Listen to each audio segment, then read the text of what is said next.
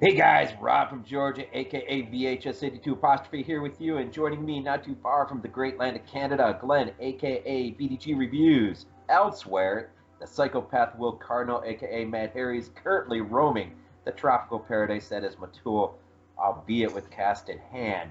They are the host, along with the Don of the one and only Bay of Blood podcast, and as well, Body Bags is in the house. We're fresh off our 14th Black and White Nights commentaries, rolling on into episode 15 as we look into Lucio Fulci's iconic Zombie from 1979. So get your Fulci vibe going, hoist the Italian flag, wipe the color off your freaking TV sets, and settle back for what ought to be one hell of an entertaining evening as we plunge headlong into some nasty Voodoo Island horror at its finest. What up, guys? Yeah, Hey, man. what's up? This is gonna be damn fun.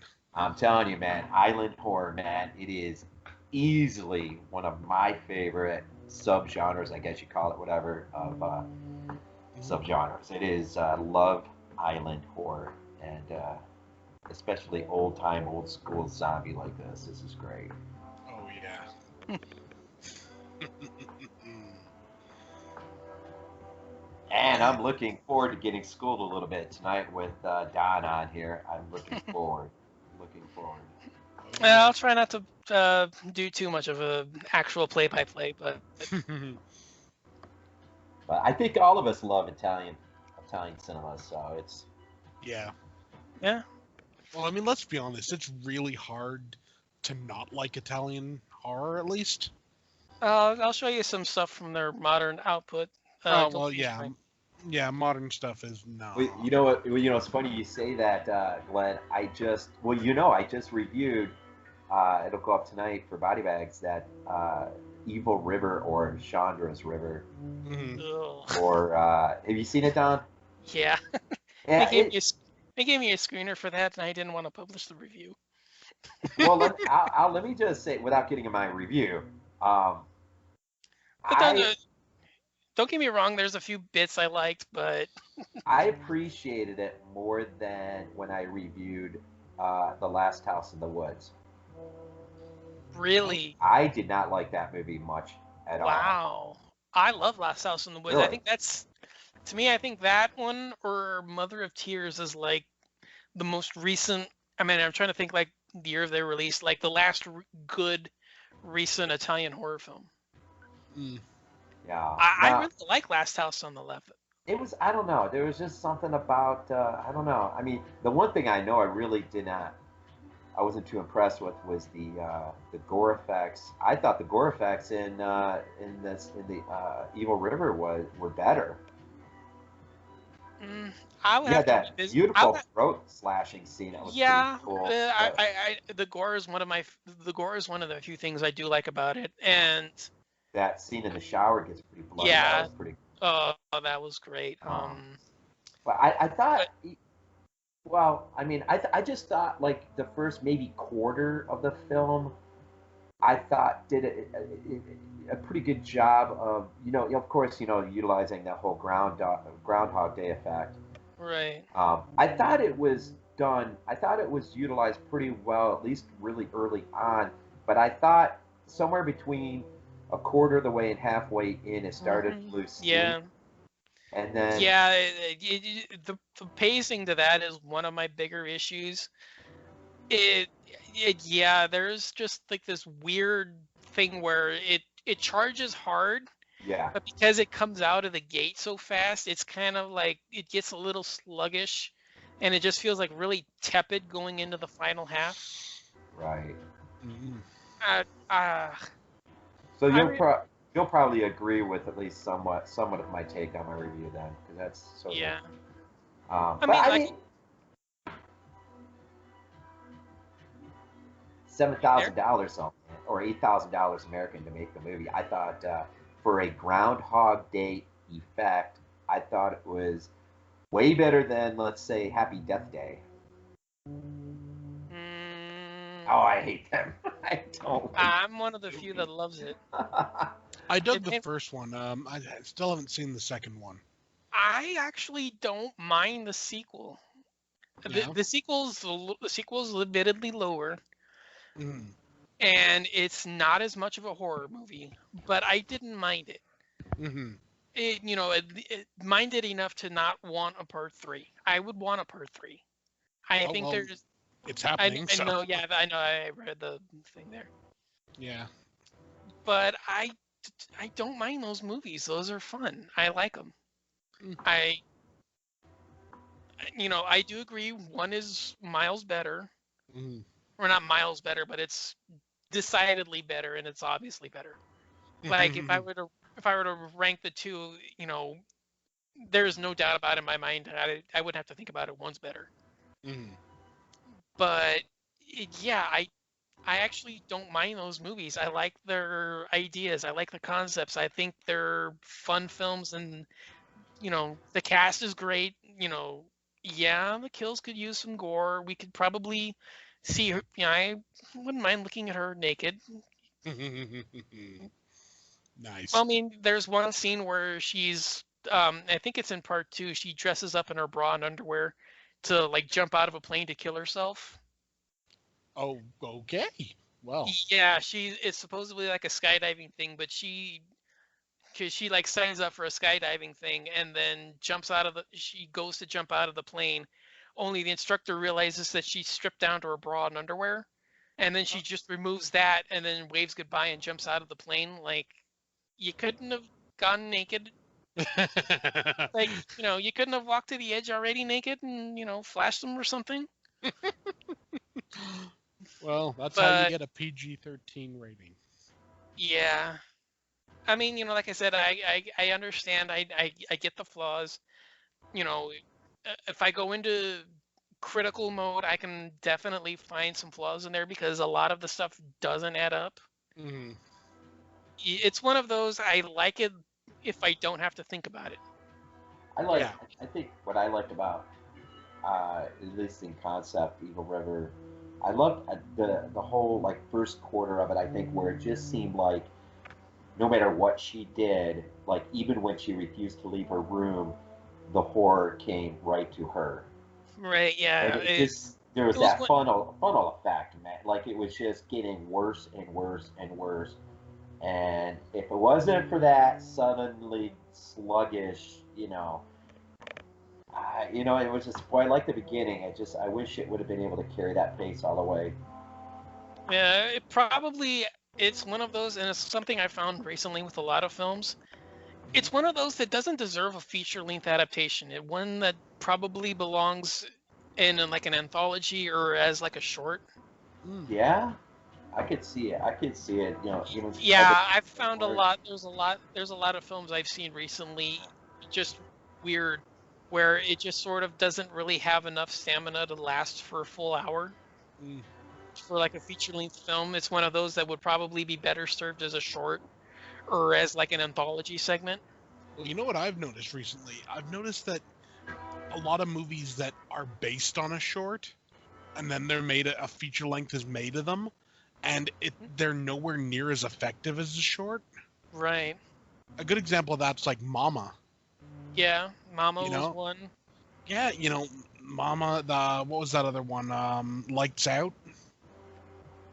I haven't seen the short for Lights Out, but Lights Out was Yeah, kind of. Well, what's the other one? Oculus. yeah. Oculus. Like the shorts just work so well, but when you push it into like a full narrative, it's Yeah. yeah. I don't think a lot of the time the story's strong enough. Or I it's one of, or the one that I've found is that it becomes repetitive. Yeah. It's not that necessarily that the story's bad. It's just they choose to go with, they choose to repeat themselves instead of, you know, expanding onward, like Yeah. building up a character or building up a relationship or something.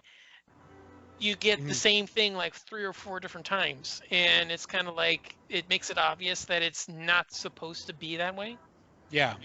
Yeah. That's my main gripe with it. Hmm.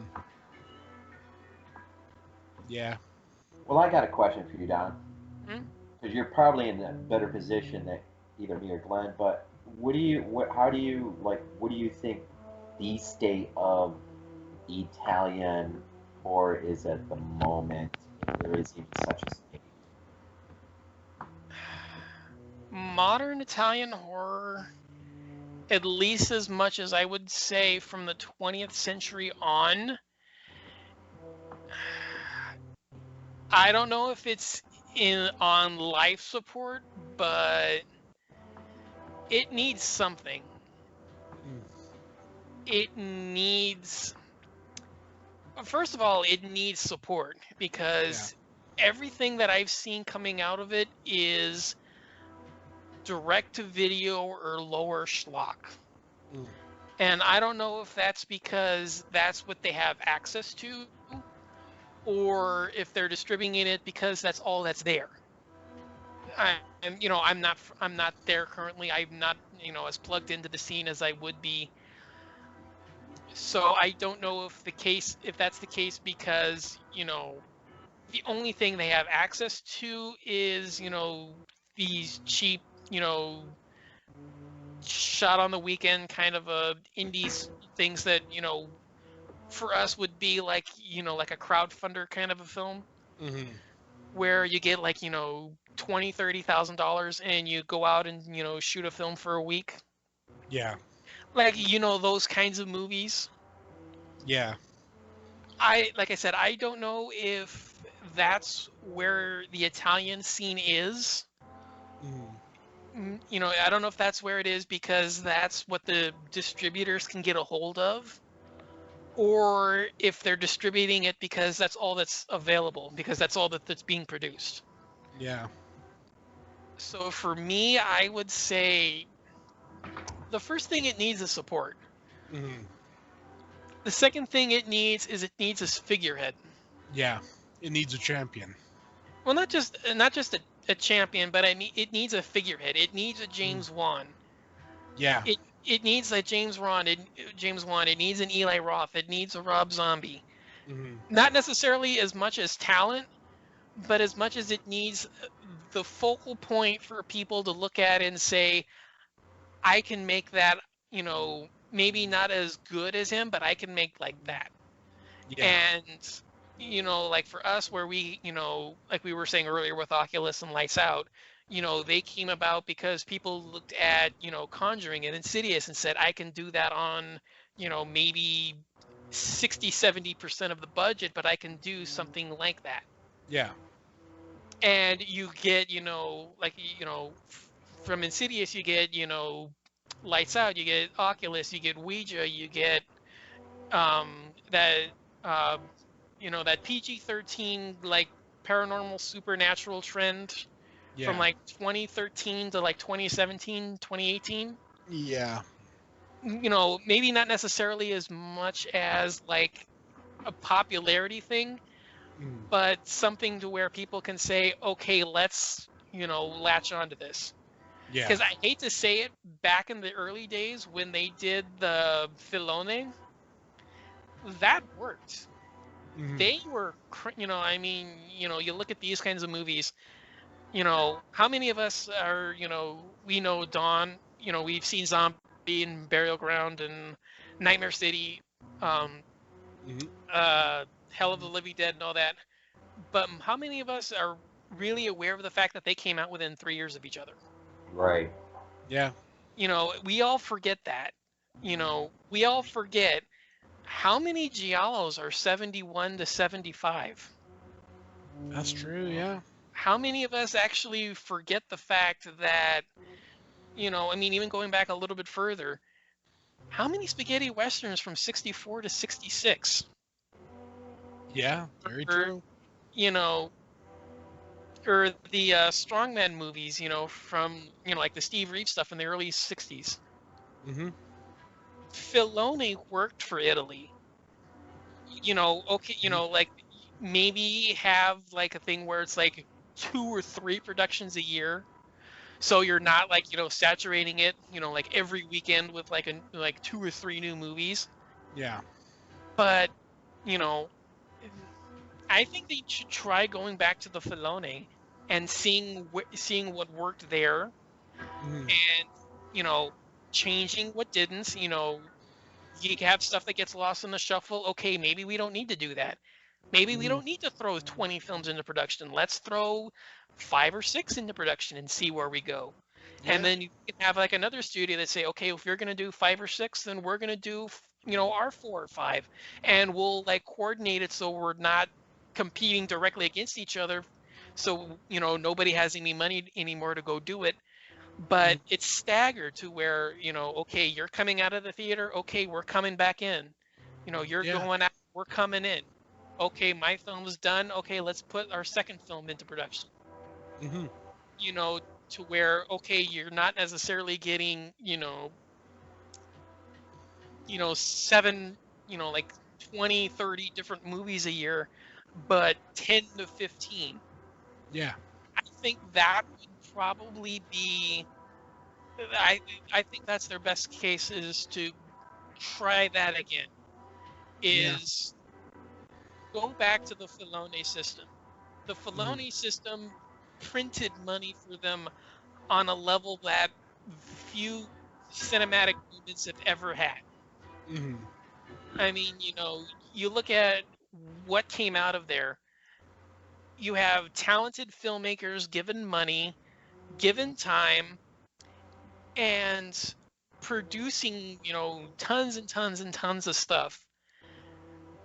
Okay, you don't necessarily have to be as hectic as they were back then. And I mean, you're definitely not going to be like that now with all the restrictions and filming guidelines and stuff. Hmm.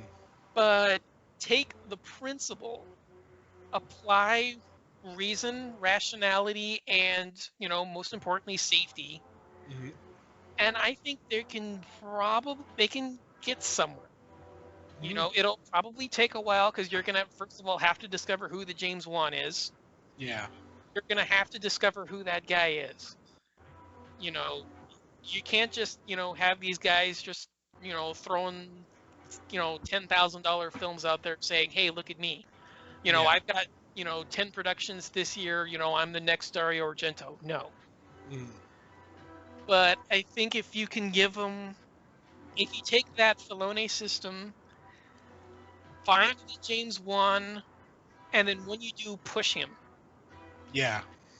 When you find, the guy that's done 2 or 3 good films that, okay, not necessarily box office bonanzas, Hmm. but definite draws, Hmm. push him. Give him the Yeah. block, but give him the blockbuster, push it, and then when the imitations and ripoffs come out, Hmm. push those. Yeah. I think that's going to be their saving grace. And I don't know if they'll ever get to where they were again. I don't think anybody will ever get to that system again. But I firmly believe if there was ever a way for them to take that style, adapt modern sensibilities, restraints, and safetiness, Hmm. and most importantly, express patience, Hmm. I think they'll probably, if not return to their former glories, at least be good enough to where they're not where they are today, which is schlepped off with wild eye on court, and, just like dumped and forgotten. Yeah. Any of you guys see that 2013 film Across the River? No, I haven't seen that. Sounds familiar. I I know don't. Fangoria had a pretty good spread on it, sometime back, but I never got around to. I know it was on Prime for a while, but I think I just sort of missed it. That Suspira remake technically was an Italian film, wasn't it? Mm, Uh. I think it was co-produced because it was from Amazon, so All I right. wouldn't technically say it was fully Italian, at least in the sense that these are. So I wonder how that was received in Italy. I I remember. don't know. I remember he won some awards, which was the impetus to get it released because I think it had. I remember there was like some kind of like block with it that they weren't really sure what to do with it, so they finally dumped it on on Prime or something. Because it didn't get a theatrical release here, or at least it didn't get like a major one, I don't think. I think you're right, Don. I see it's both Italy and the United States. Yeah, that's what I'm saying, because I know Amazon had a huge stake in it. See, I wonder how much it would do for the types of things that you're talking about if he got his. I think he said he wanted to do um, Inferno next. Um, I don't think he will. I don't. Here's the thing is that I don't see him as a genre director. okay. Because I don't think, because he announced his follow-up movie and he said he wanted nothing to do with it. Because he's not the kind of guy that we would typically associate with as like the genre guy. Right. Like I said, for us to do the next, Argento, the next Fulci, somebody that needs like a dedication to the genre. Mhm. Not just a guy that comes in and helms like a big blockbuster just because he directed a few popular music videos. Well, it's Yeah. gonna be kind of sad if, and not that I was a big proponent of that film being remade, anyways, but now that it has been remade and it's out there, I think it's kind of a lost opportunity if Italy doesn't sort of step up to the plate, so to speak, and take this opportunity to so, finish it off as a trilogy in a way that should have been done more appropriately with as we'll talk about Zombie, because I think that's one of the greatest missed opportunities to actually create a franchise appropriately when they had the chance, and they totally missed that great opportunity that was just staring at them, especially considering how much money Zombie brought in light of how much it cost them to make. Mm. I think, it, I think they made like 30 million off of it. And it was like 500,000 to make it, and it should have been just with DeAngelis. It should have just been. Is that DeAngelis who produced it? I think so. Yeah. It should have been just a no-brainer to just kind of leap off instead of making us wait as long as we did and then getting, you know, a Well, movie that eh, she couldn't even see completely through. like I said, here the one thing for me is with that is that it falls into what I said earlier. It wasn't like a genre fair. It was mainstream blockbuster. It was like a mainstream blockbuster movie. It wasn't one that it was designed specifically for genre fans. And the way he treated it, he just treated it more like The Assignment. Yeah, he pushed for it because he said he was a fan, Mm. but you don't get the feeling that he ever really truly wanted to follow up on it. It was just one of those, okay, I'll do it, but I'm not going to be one that's ever really going to follow up on it. And okay, I've done Suspiria now. My next 10, 15 projects are all going to be tangentially related to the genre. Kind of Yeah. like a Del Toro where okay, he did Chronos and he did Mimic. Mm. And And Devil's Backbone. yeah, Devil's Backbone, but then it's like, okay, now let's take a look at where he's gone since then. Blade Mm. 2, tangentially related, tangentially or even outright horror. I think that's the one sequel that you can have a fine argument about.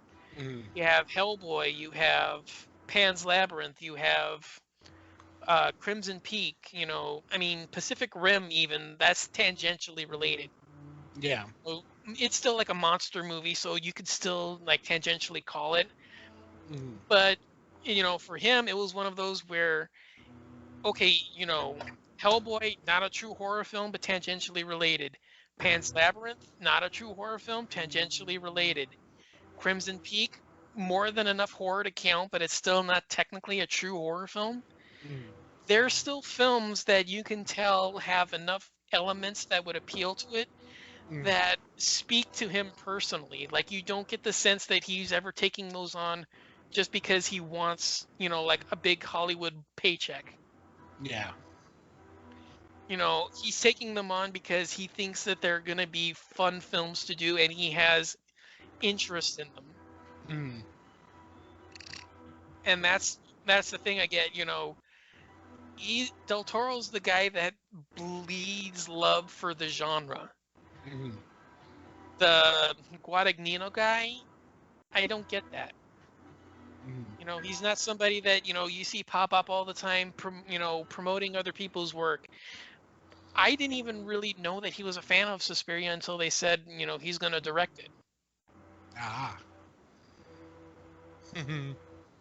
So, like, I mean, like that's kind of like what I was saying earlier. I think you know, you need the guy that's going to be the James Wan or the Rob Zombie the, um, or even, like a Mike Flanagan, where there's somebody that they may take a year or two for their projects to come out, but every one of them is going to be tangentially related or even outright genre fair, Mm. that they're going to be the ones that people are going to be like, okay, he's doing a horror project, he's a horror director.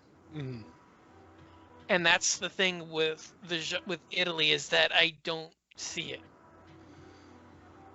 Maybe we need to give them somebody. Let's just give them Eli Roth Well, they and have say guy. he's now Italian. There you go. You can Th- have him.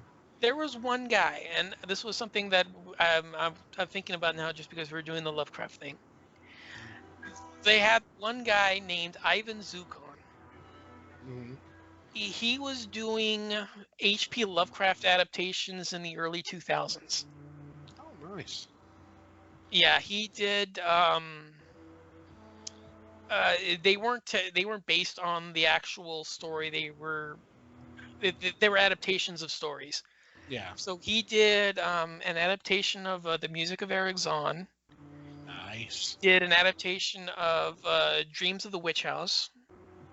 Very good. Good choices so far. He did an adaptation of Pickman's Model, Nice. Okay. and he also did. Let me guess. Cool Air. I think so. I think that's Yeah. When it comes to Lovecraft, that one always gets made. I don't know why. Yeah, but the thing is that he was doing like low budget indie kind of stuff. They were like Lovecraft adaptations in the early 2000s. And I saw one or two of them, and they were decent. They're not, like the quality of stuff like what we covered on the show. Yeah. But they were still pretty decent, and they were definitely the kind of films that looked like somebody who, give him a budget and he would have probably done something decent. Oh, nice. A lot of it was, budget restrictions and stuff like that, where he had to resort to cheap CGI to get the stuff in. But those were like Yeah. usually the main things. Because Yeah. for me, the one thing I do like about his films is that they're incredibly atmospheric. Nice. Yeah, that's, like I said, like that's the one thing that I remember his films specifically, is that they're really atmospheric and they're really close to the source material. Because I know Music of Eric Zahn pretty well, and the version that he did was really close to it. Okay, that's cool. So he was the one guy, and I don't know if he's still working, because I haven't heard anything about it in years. Mm. The most recent film I think he did was from like 2011 or 12, Mm. and that's like the last one that I can definitively put him on as a director. But I'm gonna have to check those out. yeah, he was the guy that I looked at as, he could have been the saving grace if they gave him the money and the attention. Mm. So I don't know, I mean, I'm just remembering him because we were talking about him a couple of days ago. Yeah. So, like I said, he was one guy that I looked at as being a potential candidate, because he was producing genre fare, like that was what he was doing. Mm. There was another one that did He did a couple of giallos in the 2000s. Not Uh, Francesca. what was that? Not Francesca, was it? Could have been. No, that was some later Giallo. That was not. No. Give me 1 second. I can figure this out real quick. Um, yeah, because I remember that there was this one guy that came out and he did like 2 or 3 gialli in like the early 2000s. Yeah, okay, here it is. Alex Sintaskeli. Okay. Yeah, he did a couple of giallos. The one I have seen is called Almost Blue. That name And is very familiar. yeah, I think it did. I think it did get like some kind of release over here. Okay. Yeah, but he did like 2 or 3 other films, like right around like between 2000 and 2005. Hmm. And he was one of those guys that he could have been because the films weren't that bad, Hmm. but I mean, say what you want, Giallo and Dracula are not what one should think of with modern Italian horror. Hmm. And that's pretty much, like the example of what we get. So, Yep. Well, with regards to Zombie, before we start this real quick, I thought it would be pretty cool if we could just real fast, like just maybe um, when was the first time we actually remember seeing Zombie? Ooh, Um, nice. I think the first time I did, maybe perhaps I was definitely a later teenager, probably 16, rented it on VHS out of one of my favorite movie stores, um, and took it home, and yeah, it was quite an experience. But I think as a kid on VHS, remember renting it, and I'm pretty sure I was the only one who stayed in the living room to watch the whole thing. yeah, I remember this one. I had picked up a VHS from a video store, and one of the trailers, I've still never seen this trailer to this day. I don't know why, but it was a trailer, and it started out with Worm Eye rising up, and there was like a flash every single time, and it was "We are going to eat you." Oh, I know the one. Yeah. You've seen it? Yeah. Yeah. Oh, awesome! I've never been able to find this, and it was this awesome thing where it's Worm Eye rising up, and it's like there's like the flash of like "We're going to eat you" as he's rising up, Yeah. and from there it like shifts on into like the regular trailer, and like you see the scenes of that. And I'm in the middle of my Italian phase, and my jaw just was like, I gotta watch this. Hmm. And I couldn't find the DVD, I couldn't find the VHS. And so one year for Christmas, one year I read that, Shriek Show was doing this 2-disc DVD release. Hmm. So I was like, that's my Christmas gift. Yeah. Because it was coming out, I mean, close to the end of the year anyway, so it was like a no-brainer.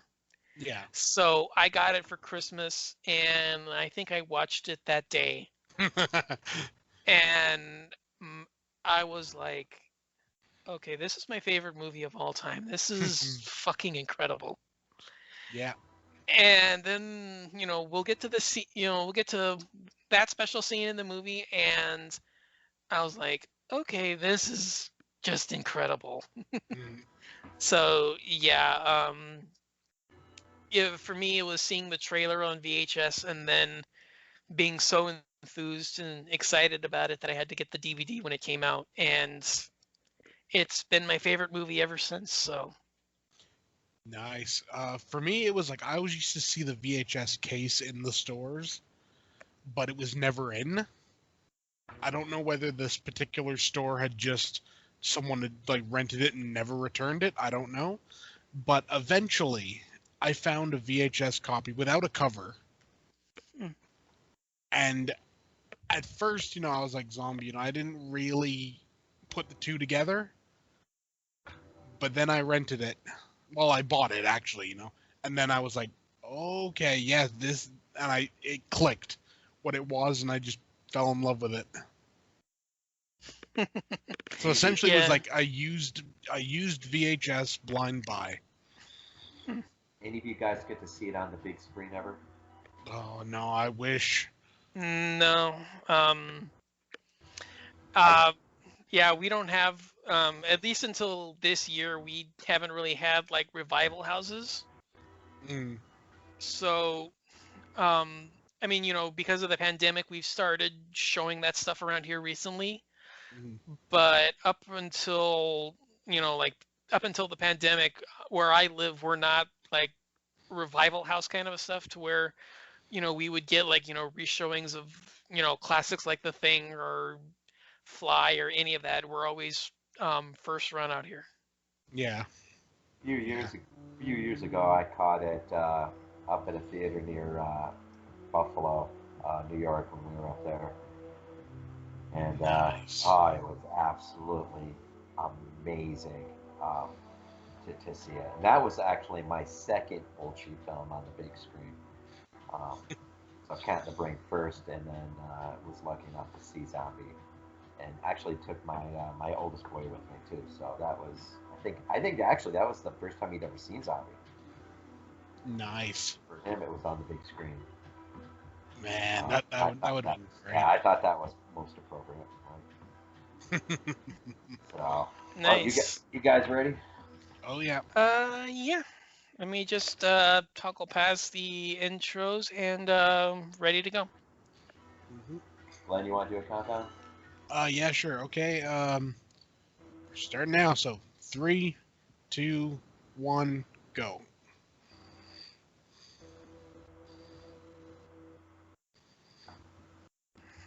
Not bad. Looks kind of like an old 40s crime drama. Yeah. Something's about to happen. Nice.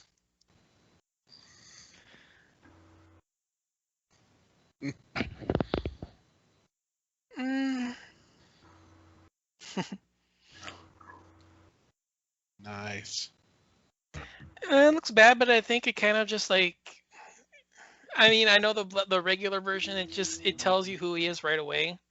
Mm. I mean, even in the shadows, you could still tell that was him. Yeah.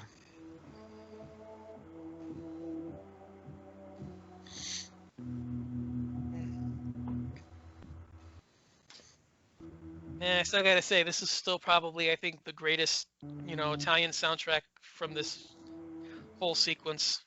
Oh yeah, it's a beautiful soundtrack. And I'm Really saying, is. Blue Underground gave us the CD version with it, so. Yeah. Oh, lucky. Yeah. So Now yeah, I'm definitely gonna have to grab the Blue Underground version if I can yeah. find it. Does the 4K version have the soundtrack with it, or I don't know. Rob? You have the 4K version, right? Not the 4K No, scan. I've got yours. Okay, yeah. So, I don't know if you want to pick up the actual 4K UHD version. Mm. So the one that I have is the 4K restoration. Okay. So that's the one to pick up because it's the 3-disc limited with the 4K restoration. Yeah. So I don't know if the actual 4K is going to have it because Mm-hmm. because it would be, you would have the 4K disc as disc 1, disc 2 would be the regular Blu-ray, and then disc 3 would be the extras. Yeah, probably. So yeah, I think they would probably switch it out as to what the third disc is. So Yeah. instead of the soundtrack, you would probably have the 4K, proper cut, Yeah. and then you would have, the regular disc with the restoration on the second disc would be the regular Blu-ray with the restoration, Mhm. just not as like a 4K compatible. Yeah. And then the third one would probably be the interviews and bonuses. Hmm. What are you guys thinking so far with the skyline? I think it looks really good in black and See white. that? It's working I always well. get a kick out of the two towers in the background. Yeah. Especially with the opening scene for Contamination. Same idea you got. Yeah, for the Yeah. longest time, I actually thought that Contamination was actually stock footage of this stuff with this one. I just love the idea, like, even with Nightmare City, I love the idea that something like a plane, a boat, something comes into a harbor, into an airfield, and it's carrying the horror that is going to just be unleashed Yeah. on the society. And of course, with this is the one zombie that once he's knocked in the water, it's the doom of the city. Yeah, and the funny thing is that it's one of those you kind of forget that that's the guy that's responsible for the outbreak, Yeah, Mhm. because it's one of those, it's like, you don't really focus on it much, but you know that that's the guy that causes the outbreak in the city. Yeah.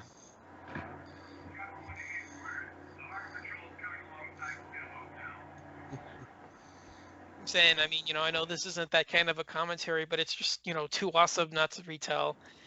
But the zombie in this sequence, when he was done shooting, he ended up he was walking through the city to like head into CBGB's. Okay. Nobody batted an eye on him. He's still in his zombie makeup. Oh, Nobody, that's awesome. nobody batted an eye at him Oh man. because he was done filming, so he wanted to go meet up with his friend who's hanging out at CBGB's. So he's still in full zombie makeup. He walks in and nobody bats an eye at him. That's so cool. Yeah. Yeah, that was Probably only in New York that could happen. yeah. Well, I'm saying, like, that was one of the ones from the Shriek Show DVD, which is why I still have it, because that's one of the interviews, is that they interview that guy. Ah, cool. Yeah, he said he was like a dog trainer, Oh. and that was how he got noticed, was because he had trained a dog that the New York production manager had done for an earlier film. So they knew that they needed somebody like big and bulky to play the role. So they called him in thinking that he was gonna do like the dog training for something. And then they said, hey, would you want to be, in makeup and do this one scene real fast with us? And so that's how he got involved in the film. Is he was training the dog for the New York guy's earlier movie, and they called him back in, asked him to be in it. And now he's like, Yeah, he's like the third or fourth famous zombie in the film. yeah.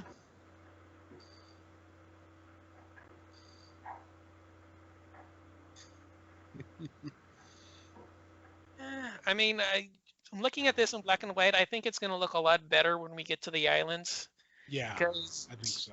yeah, because this just doesn't really like stand out as like being really like special or anything. Mhm.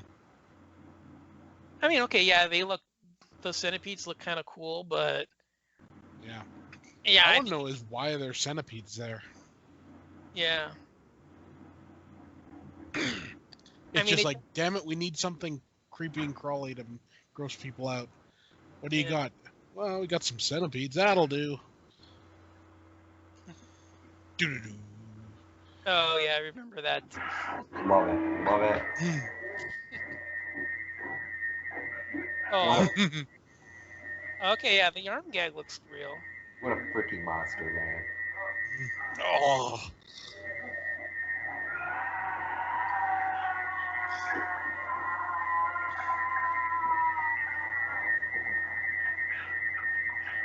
Yeah, right off the bat, man, you know you're not in Romero's world anymore.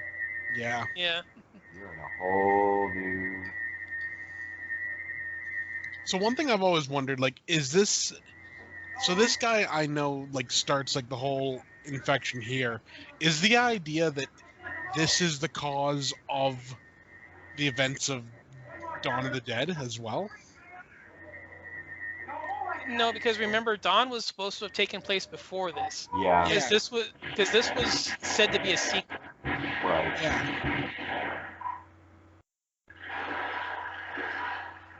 But it does almost in a way act as prequelish in nature. In a way. Yeah. Yeah, could that have been the event Like if you were just, caused everything? you could Yeah, it's one of those. hypothetically watch Yeah, this and throw on Dawn and Yeah, it's weird in the fact that this being, made, marketed as a ripoff, being marketed as a sequel inadvertently looks like it could be a hidden prequel. Yeah. well, I think and there's of course Mr. Fulci himself right there. Yeah. One of the things I think I came across was with Fulci's approach to this was the idea was to, of course, market it as a sequel, but Fulci's approach was to create something much different than what was being seen in Dawn. Mm. And Well, yeah, because Dawn wasn't even really released yet. no, Because Dawn was released in '79 in Italy. He wasn't released in '78. Hmm. So it was released over here in America in '78, but it didn't reach until '79 because Argento was still tooling around with it. Because remember when Dawn was over there, Argento was the one that was responsible. right. So he was still tooling around with it. So is it fair to say though that Fulci or Sacchetti would have been aware that no, this was about to come out? Sacchetti himself specifically said that he took inspiration from I Walked with a Zombie, the Right. Val Right. Lewton film. Yeah, I get that. Yeah, but I'm just saying is that Sacchetti himself said that was his influence, was looking at that movie, because they said that they wanted to use the island locale, and he felt that that was the film that had like an island locale the best. That was where he took inspiration from. So because Argento was still tooling around with Dawn at the time that this was being made, the public didn't have a chance to see it until 2 months before Zombie was released. Because that's the thing, Argento came out 2 months before.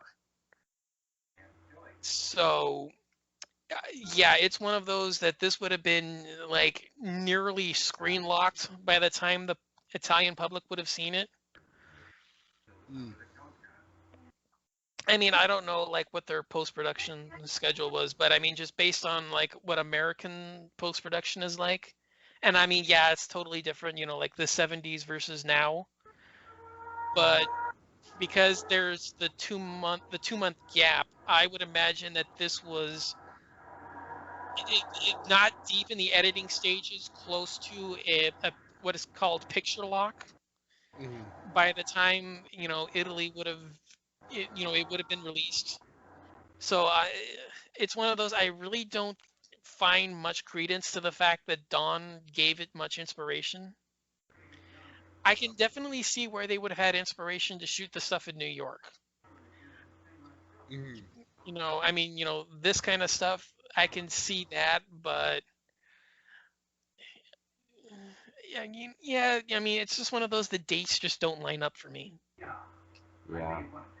Well, I know in that Sacchetti interview on this release, I know he was talking about the original source material that inspired him to write originally had to do with just this concept of from where it came from. The guy it came from originally had this idea of he wanted him to write, but the idea was this Western.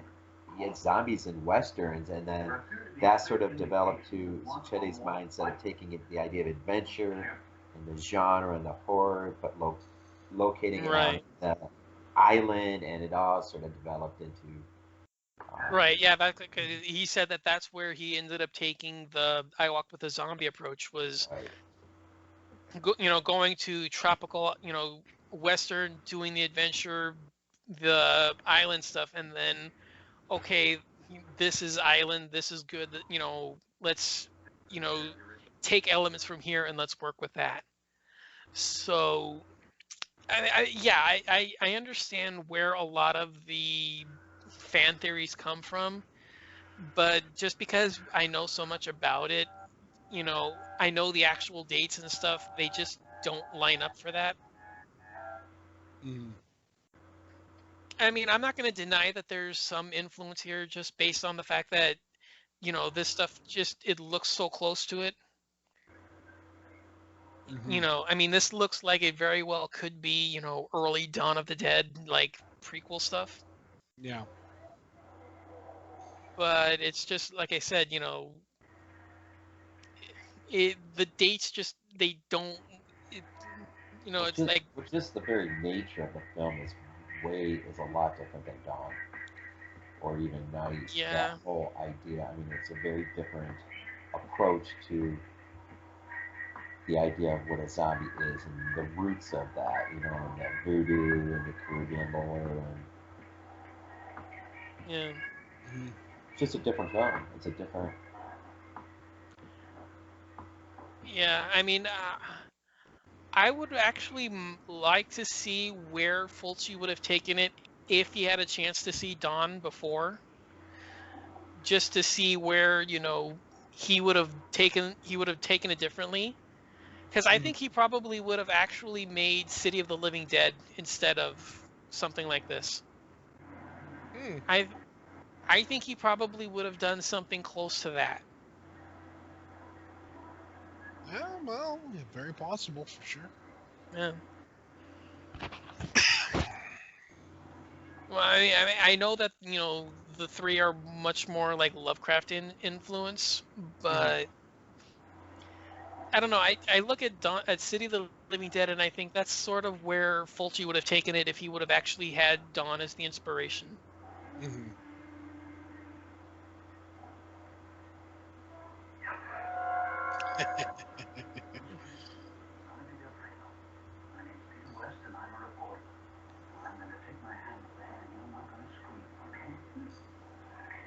And this has always been one of my favorite little scenes in the movie. Yeah. And it's one of those that it's one I don't really it doesn't really scream out as one of the big scenes in the film. Yeah. But for me, I've always really liked the fact that this scene sort of plays off as like a fun little way that they, banter off of each other, and that they come up with this, seemingly logical argument right on the spot. Mm-hmm. And it sounds like a legitimate married couple like thing that they have. And it's Yeah. always been it's, oh, you and you wanting to screw in strange places is like, don't bring my mother into this. And it's just one of those where, okay, all right, get your asses out of here, kind of a thing. And it's just one of those where, yeah, it's just like, little scenes like this, it's one of those things that just builds my enjoyment because it's, normally in scenes like this, it would just be like, ugh, this kind of just useless padding.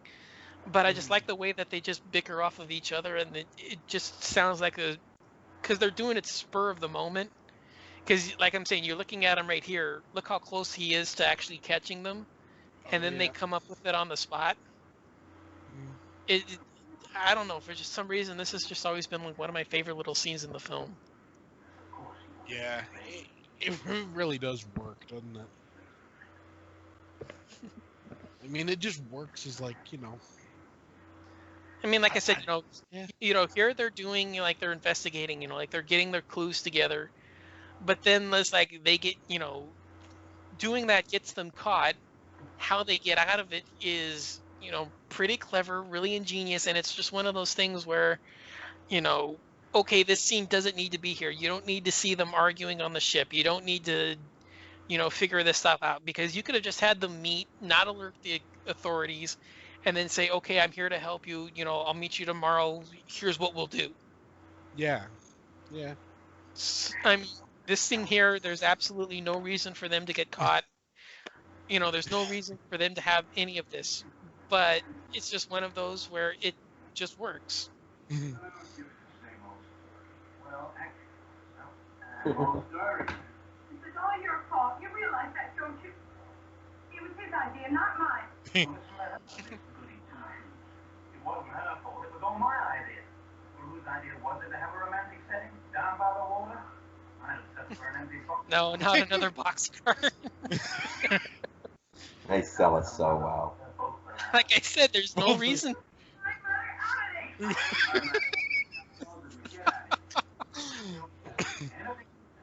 And I mean, like I said, how they come up with this so quickly, it's just.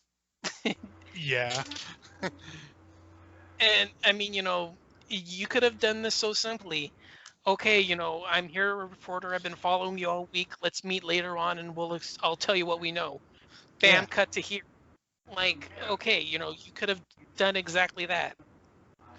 But you get this fun little interaction scene, and it actually makes you feel a little closer to him. So, Yeah. I got a question. Do we actually find out the nature of who really was on that boat before? I mean, when a boat first set off to come to eventually rolling into New York Harbor, do we ever get the backstory on the boat? You get the idea that it's one of Menard's crew members, one Okay. of the assistants. The first zombie, you can tell that that's probably one of Menard's assistants. I mean, I know he doesn't come out and specifically state, some guy's been missing, I haven't seen him for months. But you look at the opening scene of the movie, he shoots the father, and then he turns and says, the boat can leave now, tell the crew. Yeah. So, okay, he's like the crew member on the boat, or, his assistants, on the boat with them. So I think, it's one of those where you kind of, I've always just looked at it that way, just based on like, in film clues. Yeah. It is kind of fun to imagine though how all that sort of transpired on the boat though. Right. Oh yeah. Yeah. I mean, you can tell that there's at least more than one person there because you get the rotting hand. Right. Yeah. All So that the food on the table. right, well, that's what I'm saying is that the rotting hand. I mean, that gives it away right there that there was at least 2 people on board the ship. So where he came from, I would imagine that there could have been more bodies there because he bursts out of the wall bloody. Yeah. So more than likely, you can take in-universe clues and say, okay, the rest of the crew may have been dragged down there and feasted on. Because look at what they do with, with the wife. They drag her away from the wall and they're feasting on her in the main house, the main room of the house. So they're obviously, capable of taking a body and moving it away if it suits them for room. If there's like more room, if there's like room for them to maneuver and like get to the body, they're certainly well capable enough to drag a body maybe a couple feet so all of them can get involved, because they kill her in the bedroom.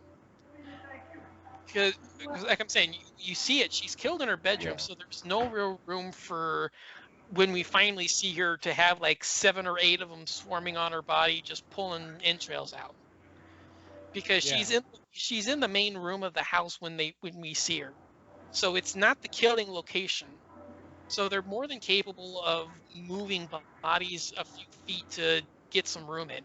So because of that, you look at where he comes from. He bursts out of the wall. His mouth is already bloody before he bites him. So it's one of those, okay, I can figure out the rest of the crew may be down there. Hi there. Hi. So, Hi, how you doing? I have to say it's leading up to this moment here when you first get here. I think the first time I put in my Blue Underground disc, I was really blown away by the not just the picture quality, but just the vibrancy of it, the color. Yeah. And seeing it now in black and white, it's not sure. Yeah, Tisa's got more freckles, I noticed. Because I never really remember her as having like that kind of like a freckly face. Yeah. we have to go there all the same. I mean, yeah, I mean, there's no real thing I mean, when I was on here last when we did because I wasn't we just did a regular commentary for Hellraiser, right? Yeah. Yeah. Yeah, because the last black and white one I was on was for Texas Chainsaw.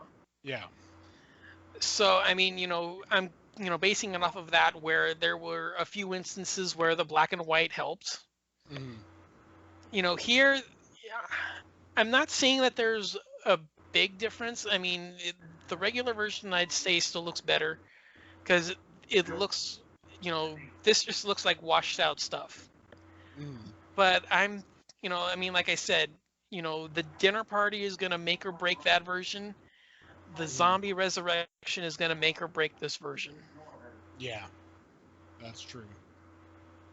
I'm Like I'm curious to saying, see how it's going to look underwater with the shark sequence. yeah, That'll be good. Yeah. yeah, that's another one now. But I think for me, I think the resurrection in the jungle, Yeah. because Yeah. you're gonna because you're gonna see the dirt falling off of them. You're gonna see the ground split and crack. You're gonna get all that stuff. I want to see how that looks. And I think like I said with Chainsaw, the dinner party is gonna make or break that version. I think the jungle resurrection is gonna make or break this version. Mhm. And I can already tell one major drawback to this version here. Mhm. Her eyes are way too dark, so there's no real draw to them when they get sliced open. Yeah. Because look at her here, they don't have that sparkling blue to them. That's true. So yeah, the eye splinter gag is going to be another one, but I'm calling it now. I think that jungle resurrection is going to be the major calling for this sequence. Mhm. And like I said, already this has one drawback because her eyes are too light. Mhm. You don't have that sparkling blue to them that's gonna pop out when they get pulled out. I'll tell you what, in terms of just the film itself, this is, this is the moment leading in where, my imagination at least starts to run, thinking what has been going on this island, and it's just as far as how did it all begin, and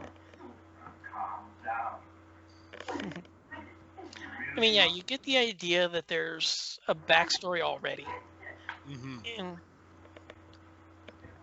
you can tell just by the way that they're acting together that they've already been under some stress for a while, and this is, if not the breaking point, that then it's just right around the corner.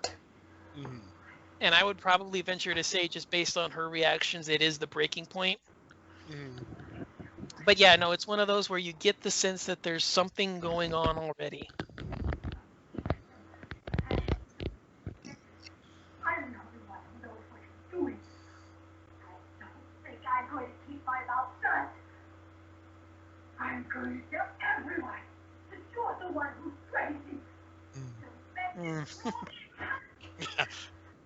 Well, this is a 70s film. Oh yeah. Yeah. So here's something I've thought about. Like that's supposed to be like his wife, right? hmm So is she the mother of our main character, or is like a second wife? Do you think? No, Menard is not her no, father. Okay. he Okay. kills Yeah. her dad. Her father is the Okay. guy from So the opening scene. okay, that makes so much more sense now. Because Yeah, I was always thinking I could never correlate the two, and I was like, her father's the guy from the opening scene. that makes a lot more sense now.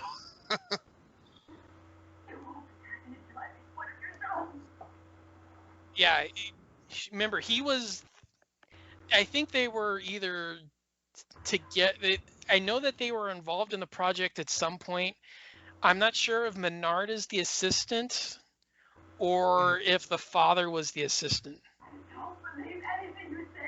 Because I'm saying I know that they were Yeah. involved in the project together, but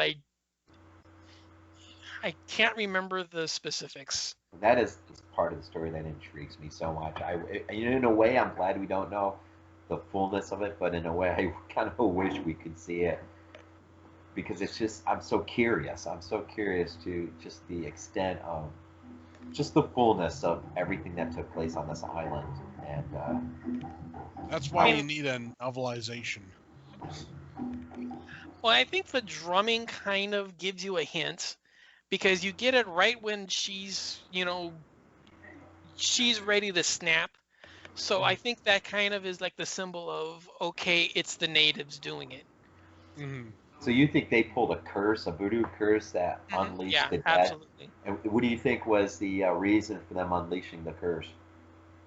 I've always said that it was their misinterpretation of his intentions. Ah, that would make a lot of sense. Mm. He's some Westerner, he's some foreigner, he's Right. there, you know, he may be there to do the right thing and to not necessarily because he's only there to remember to study the disease and why it's affecting them. Mm-hmm. So to me, it's their misunderstanding of his intentions. We really don't.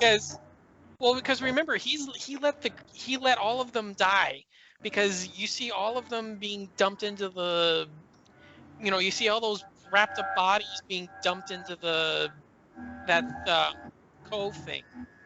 Mm-hmm. So you know that there's more than a few incidences where they've succumbed to the disease. Because that's what all this stuff is. He's not studying the the zombie curse. He's there to study the disease. Mm-hmm.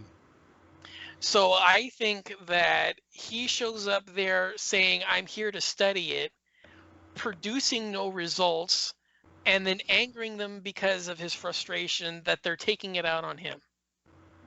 Mm. It almost kind of, we get a little bit, don't we, from Zombie for Afterlife when we that voodoo priest. Um, was he? I haven't seen After Death Oh, okay, okay. enough time to notice. I have the Severn Blu-ray. I'm saving that for November. I think they sort of try to get back to the voodoo idea a little bit in that one. Yeah. I've seen it once, but yeah, I don't remember it offhand. See Well, that? I've seen it twice because that was another one that I used to show to my sister and her friends for my babysitting thing. Yeah, I showed them that one. I also showed them Zombie 3 for some reason. I always felt like Afterlife felt more natural as a sequel to this than the actual Yeah, sequel. 3, I've never considered that to be. I don't even really consider Killing Birds a true sequel. It's just always one of those like, name only like marketing things. Mm-hmm. I mean, I don't even really because what was it in England? Because this is Creeping Flesh 1. Creeping Flesh 2 is Burial Ground, right? I think so. Yeah. Yeah, because Burial Ground is Creeping Flesh 2, and then I think 3 is actually Zombie 3. Man, it's one of the most confusing like chronologies. Yeah. I mean, right up there with like House, Uh, because they just throw stuff in. well, remember in Italy that, Evil Dead was La Casa, and then they had Witchery and Ghost House, and what was Horror that other show, one? the horror No, show. no, because remember in Italy, Evil Dead was La Casa, Mhm. and then they had Witchery with David Hasselhoff and Linda Blair. Mhm. They had Ghost House, and there was another one. There was another film from that time period. I can't remember that they were all marketed as sequels to Evil Dead. Oh, yeah, okay, you're talking about Evil Dead. Okay. Yeah, but the thing is that they were called La Casa, which is the house. So, I thought that's what you were talking about. I thought you were.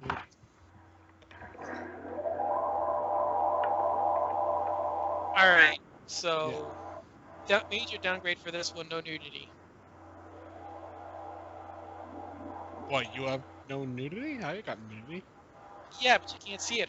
There's too many shadows. Oh, okay. I know what you mean. So yeah, major downgrade for this version. No nudity. Up there's nipple. You see her nipple poking through the strap. Yep.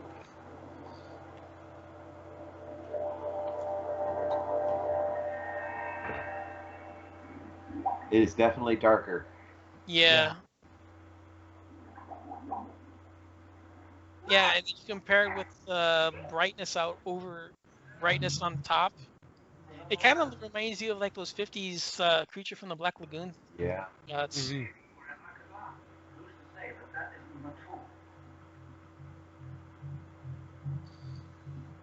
Who's to say that that isn't mature? Who's to say that is mature?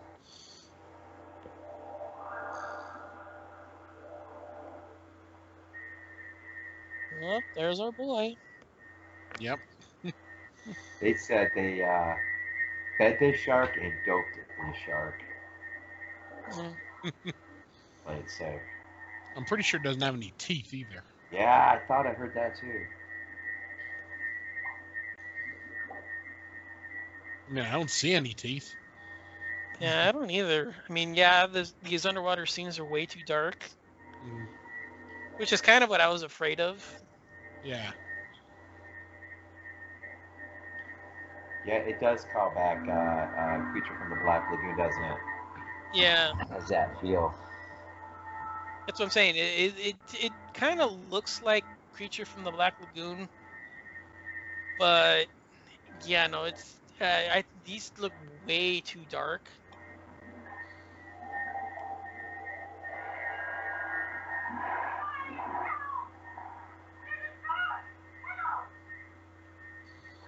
Or attack. He's going to attack her. It's like, yeah, sure.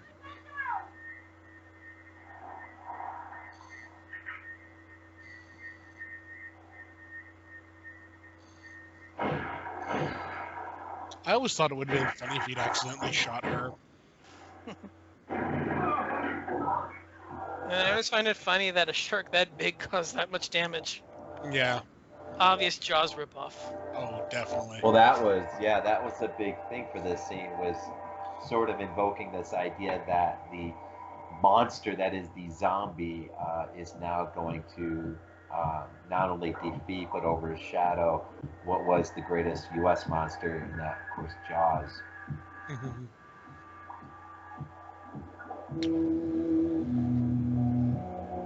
we'll see that as the zombie takes care of the shark. I love just the sheer balls of that. It's like, you know what? We're going to have a zombie fight a shark.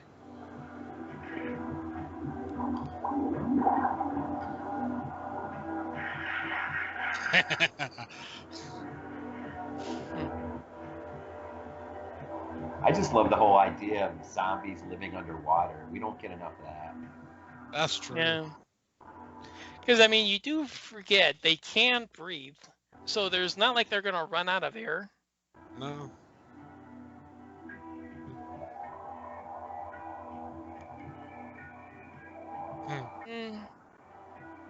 I mean, it's not bad, but, I mean, yeah, it's not that I think it doesn't look bad, but okay, yeah, okay, right there you can tell there's no teeth in that thing. Yeah. Yeah, you get that side shot of him with his mouth open. Yeah, that shark's got nothing in there. Yeah. Well, as long as they don't kill the shark, it'll grow back, so. Yeah. He sort of has a few there, little tiny things. Yeah. Isn't it funny though? It is one of the more iconic moments in any zombie film. Yeah. But yeah, there's something definitely lost with the color. Yeah. This is one of those weird movies, especially with the new transfer. It's such a vibrant looking film that just I don't know, just pops off your TV and Yeah. sort of has a very underwhelming. Yeah. I mean, it's not bad, but it's not one of those that looks like it was made for black and white. Yeah. It just looks like one of those that was just, it's like what we did with the movie. We just drained it. We just like turned the color off. It's not like it was designed to be shown in that format. Yeah. Tell you what, though, this shot looks really good though in black and white. Yeah. You know. Or what's that one that they do later on where they show the one walking through the town? Yeah. I want to see what that one looks like. Yeah. Because that was also another one of my favorite little scenes in the movie. Mm-hmm. Because it's that slow approach towards the camera where you realize that he's actually got half his face missing. Yeah.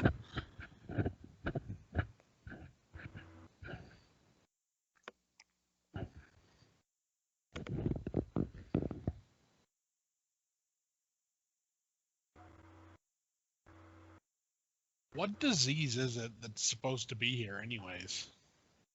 I don't know, because we're never really around him enough to get an idea. Yeah. Because I mean, even here, it just seems more of like some kind of flu. Mm. But the Oh thing my is, God, it's COVID. well, if that's the case, then pretty sure there's going to be a few happy people. Yeah.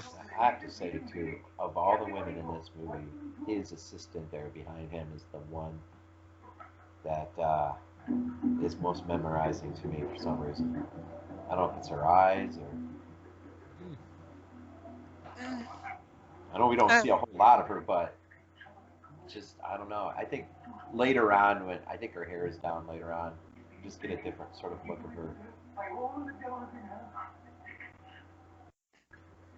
Natives are going crazy. Yeah, I got those drums going. Where did they go?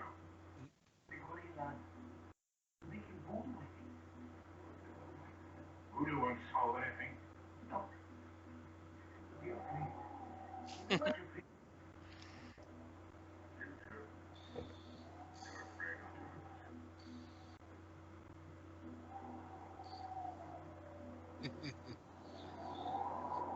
Okay, yeah, this doesn't look that bad. I mean, the stuff of him walking through the beach, Mm-hmm. but I mean, it's not one of those where it looks like a definitive upgrade. Yeah. It looks fine, it looks serviceable, but I don't get like the definitive upgrade yet. Mm-hmm. Yeah, that scene of the zombie approaching the village or the jungle resurrection, that's gonna solve it for me. Mm-hmm. Although now that we're here, God, I gotta see what that Pierce is gonna look like.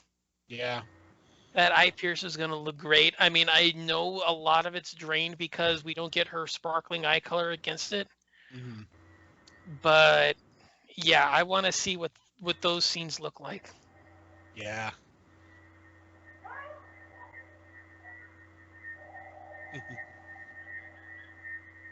And we got Bush. Yep. Well, you can definitely tell she's Greek. Look at that ass. Mm.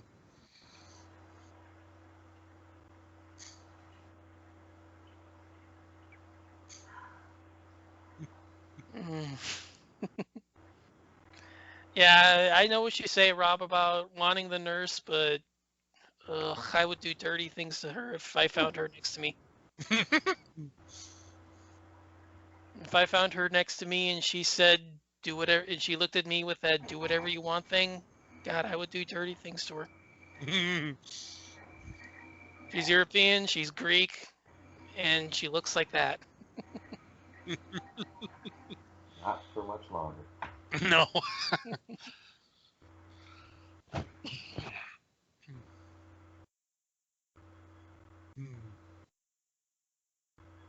I think when the good doctor sends them back to check on his wife, and the aftermath of this scene coming up, I think might be one of the most grotesque scenes I might have ever seen in any movie ever. Yeah. Kind of I just remember. feasting on her. Yeah, I remember when I first saw it. It was just like, oh my god. Mm-hmm. I mean, you see the eye pierce, so you know that there's like damage done. But you don't realize just how But much damage. yeah, and you forget like how long is it in between, so they have the time to do it, Yeah. because they're not you see that this is concurrent to them arriving on the island, Mm-hmm. so you still have all of that other time in between for them to you know do what they do to her. Yep.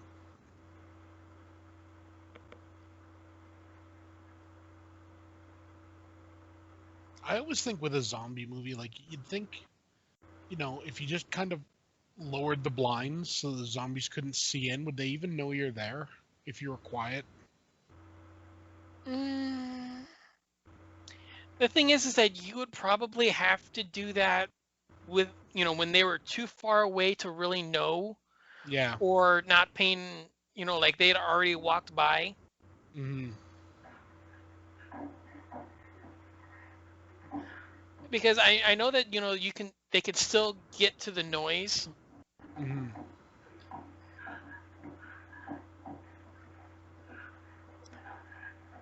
I mean, okay, yeah, see here, you lose all the stuff. You lose all the mud and the blood on the fingers.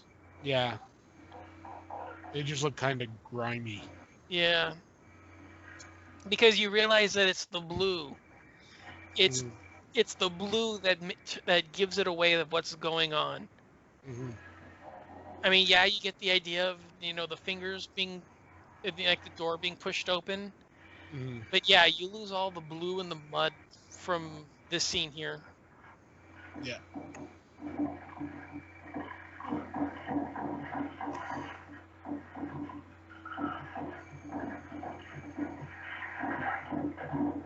Ooh, crunch. Yep. Jump scare number 2.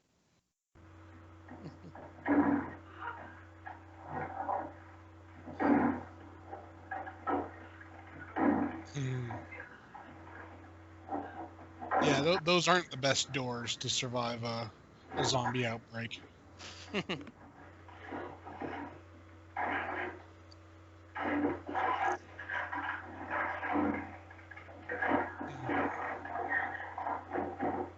So yeah, right there. You see the green. You lose all the piercing shots of her eyes. Mm-hmm.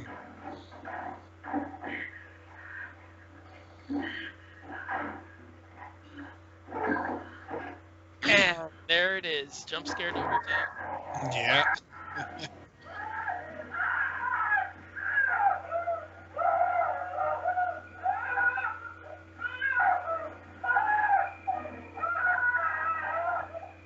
A moment that would live in infamy. Mm-hmm.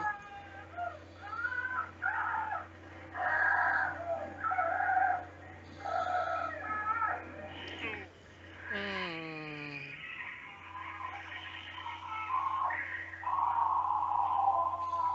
Oh, it's that part, the twist that does it. yeah. Mm. Yeah, not bad, but yeah, just Yeah. the piercing of her eye against the wood, that Mm. sells it. And yeah, this kind of drains it. Mm. I mean, it's still effective, it still works, but I know, just especially with Fulci with the eyes, because Mm. there's that's such a prominent feature of his filmography, where it's always that eye trauma. That works just based on the contrast between her bright, piercing, bluish green eyes and that brown wood. And Mm. yeah, I know. I know from how that scene looks and how it's supposed to look. Mm. Yeah, it's not not as effective. Good, but not quite there yet. Mm. Dr. Menard. Dr. Menard, there are some people here. Time.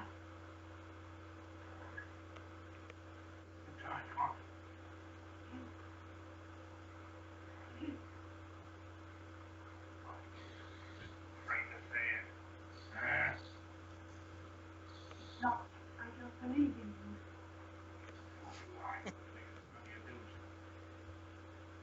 So we investigate the phenomena, right?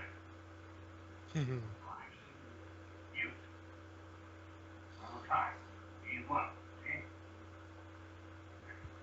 Well, we have to help. We have to try to help. Good luck.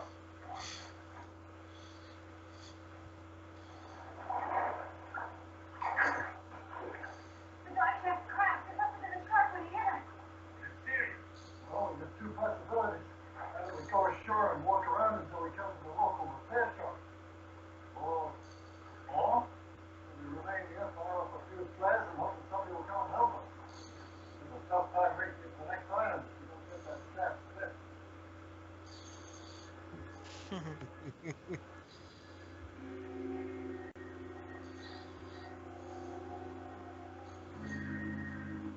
Now, this is the one part that it really, if I could ever really find a flaw with this, is right in here. Because this goes to show that the virus affects them, but it doesn't seem to affect, it affects them differently. Because if you look at how it affects the dead, it brings them back to life. But yet, when you look at how it affects the living, it gives them a fever and then kills them, then they come back. Like, it doesn't really seem to, like, I mean, I know that there's, like, you know, there's differences, you know, like bringing back, you know, 500-year-old conquistador versus like a, you know, 50-year-old man. Yeah. But it's just one of those, like, if I were to find a flaw in the film, is that would be it. Is like how, not the voodoo, but the virus. Because you have the virus that they're studying versus the voodoo that they're afflicted with. So yeah, that, like I said, this was, if I was ever to really find a flaw in the film, it would be that part right there. Like how it affects what's going on. They coming from Catholic State.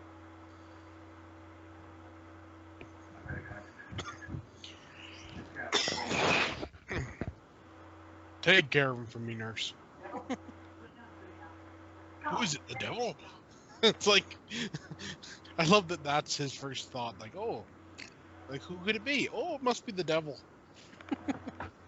The devil's in the bay firing off rockets.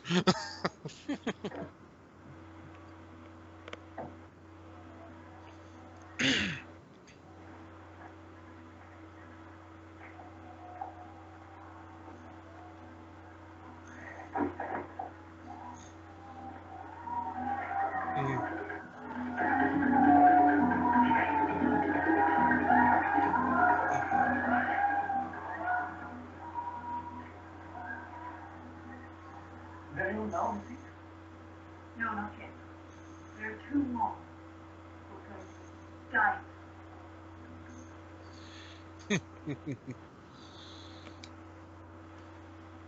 Makes you wonder why they don't burn them.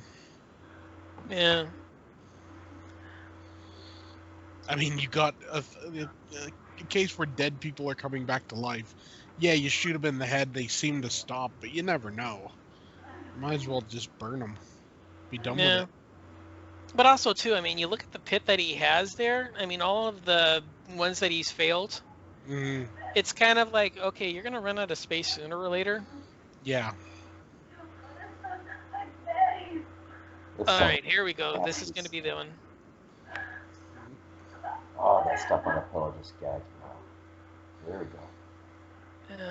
Okay, I like that crab. Love, I know. That's the crab? awesome. The crab's great, but yeah.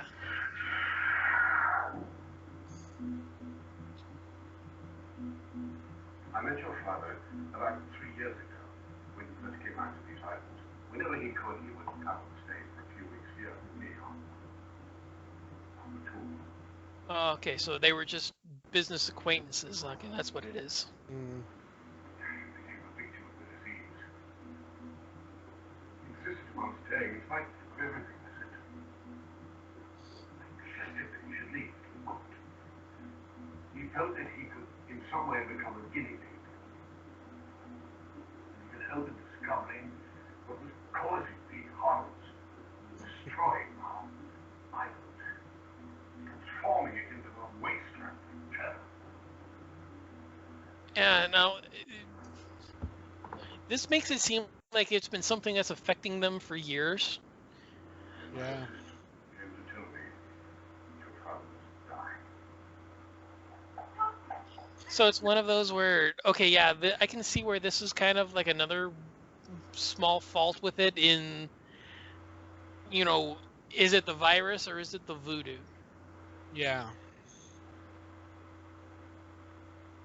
I mean, to me, I can see where that would be kind of like confusing, but I can see Mhm. where like my theory would be where he's here to help stop it, he fails, and they unleash it upon him in vengeance. Mhm. But from here, it almost looks like the voodoo's just been like a part of it from the very beginning. Mm.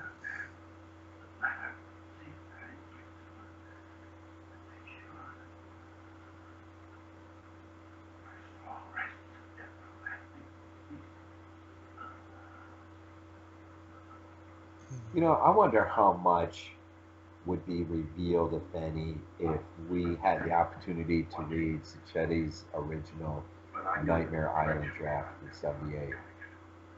Mm. Well, the only thing that I know that he did, the one thing that I remember specifically that he wrote was that he specifically wrote how to actually shoot the splinter in the eye scene. Mm. So he said that when he wrote it, he specifically wrote how to shoot the scene.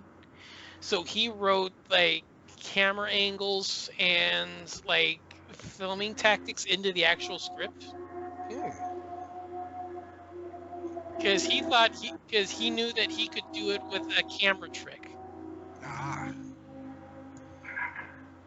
So he said, okay, shoot this sequence here with this lens, shoot, and then swap cut around and then cut to this scene here and then use this kind of lens, use this kind of camera angle, close up cut to here, and then, you know, you'll flash cut to this one here.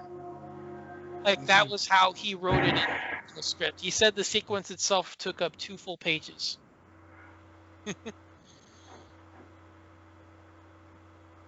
I'm saying like that's one of the few stories I remember from his thing on the DVD on the interview was that he specifically wrote the thing like a 2-page scene, like how to shoot it, how to like cut it together, how to film it, and stuff like that.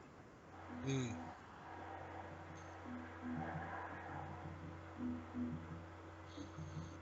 What exactly did my father die at, Dr. Brown? And the boat's crew, what happened to them? Yes, sir. What is all this about the dead coming back to life again and having to be killed a second time? I mean, what the hell is going on here? You ever heard of voodoo? You ever heard of voodoo? Shouldn't stop, honey. Voodoo is just plain superstitious worship. Basically, it's a mixture of two religions. One, Catholicism, brought here by the Spanish conquistadores, and two, African tribal rites, were brought here by the slave trade. Well, whatever it is, makes the dead stand up and walk. See it with my own eyes. That's impossible. I know it's impossible. Ah, I see it. They do say it. Something to do with voodoo. So you can tell that this is all just American like wiping it away because they're not going into specifics. Yeah. Determined to fight it. I mean, yeah, I'd love to see what the actual version would be too, to see if that sequence goes into like specifics, because that's just an American conversation, just wiping it away with generalities and not getting into specifics. Mm. I mean, I've seen enough mad scientist movies to know whitewashed science when I hear it. Yeah. Batman? Friend of mine. Happens to be the only other white man on the island. He's had an accident. No, we got him at the hospital. Is there anything that we can do? No, no. Hmm. Well, yes, my wife's alone at the cottage. We've only got our manser to look after, and I'd be very grateful if you'd call on her. It's only 7 or 8 miles up the train. You can't miss me. I'll see you later. Yeah, I'm saying, go look for my wife. but I'm saying you realize that she was killed the night before, so they've been feasting on her this entire time. So Yeah. yeah, it makes sense that there's that much left of her. Yeah.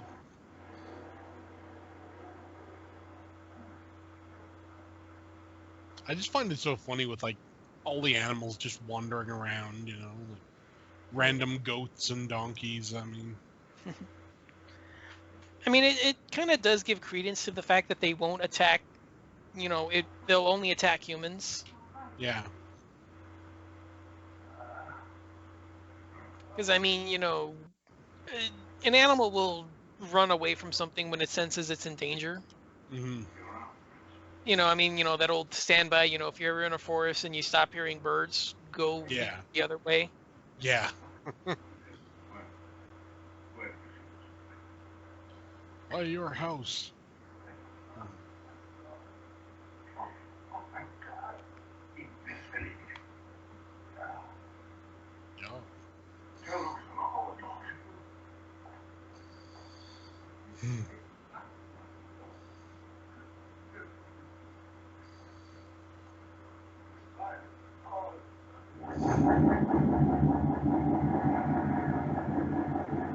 Oh yeah. Yeah. That's a pretty nice shot. Mhm.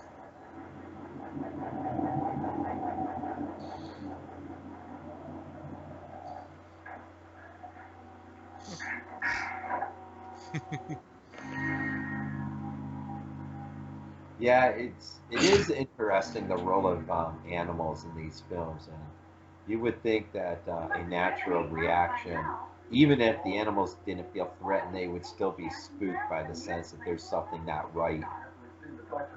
Yeah.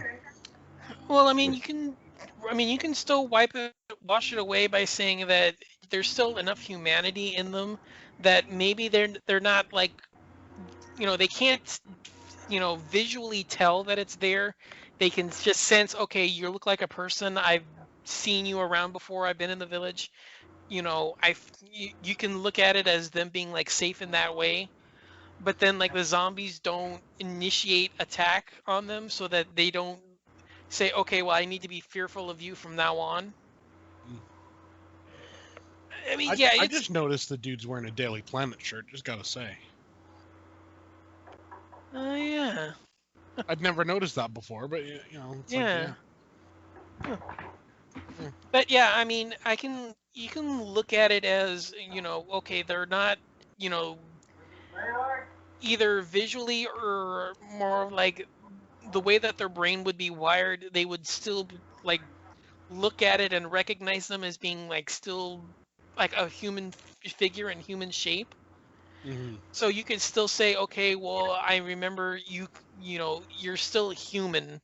I have no reason to fear you. And then because they don't initiate an attack, there's no real reason for them to be scared of them. Hmm. I mean, I can see that being the case, but Yeah. uh, ooh,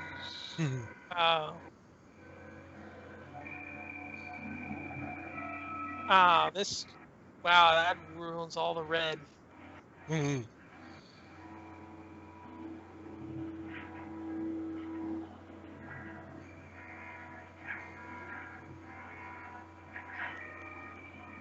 I mean, okay, I'll give this credit. It looks exactly like the scene from Night of the Living Dead where they're feasting on the one body. Yeah. Um, Nancy and the boyfriend at the gas station. Yeah. It kind of looks like that, but I mean, you look at the original version, Like you see all the red, you see all the blood, all the organs. Yeah. Like you still get that sense of like her just being messed up. Yeah. I always find it funny here, you know, there are spears on the wall, but they never take them. He picks this up. You know? Yeah. Like you have some legitimate weapons on the wall and he picks up like some ibex horns or something. It's like, I mean, okay, I'll give you credit. You know, you've just seen 6 different strangers physically eating this person. yeah. And now all of a sudden you're confronted by 2 others blocking your exit. Okay, you know, I can definitely see why you would probably just be like, okay, just immediately frantic. Yeah.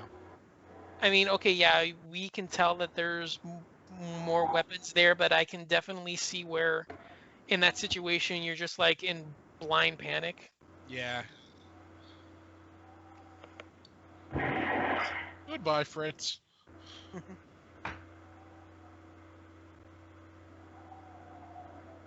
I mean, seriously, where's he getting his bullet money from? I don't know. I I mean, think he's taking it from all these people. it's just one of those where I'm just like realizing it now. Where did he get all his bullet money from? Yeah.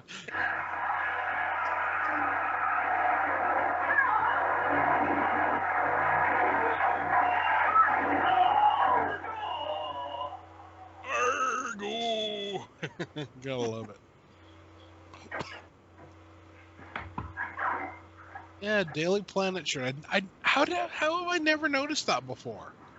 I don't know. I never noticed it either. Yeah, me neither. That's fair.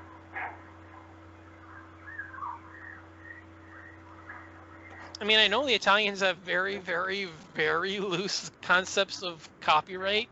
Yeah.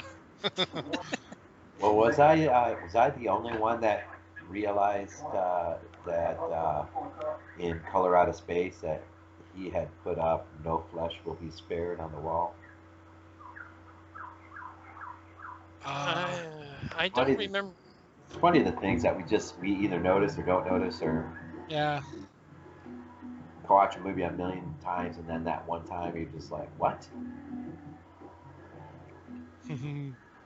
It's just one of those. It's like, you know, you don't really think that it's going to be an important fact, so you don't really register it in your mind. Yeah. And then it's like you watch it so many times, you're just like completely oblivious. Mm-hmm. And then somebody points it out, and it's like, oh my God, how did I not see it? And now, whenever you see it, you'll Yeah. always see it. Yeah. It's like this. Tell me this.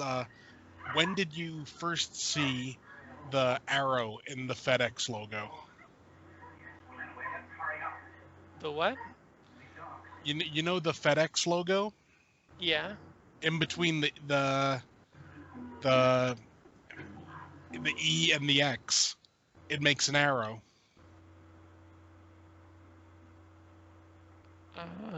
Once you see it, you can't unsee it. Every time you see the FedEx logo, you'll notice it.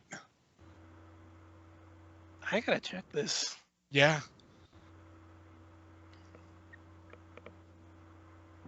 You know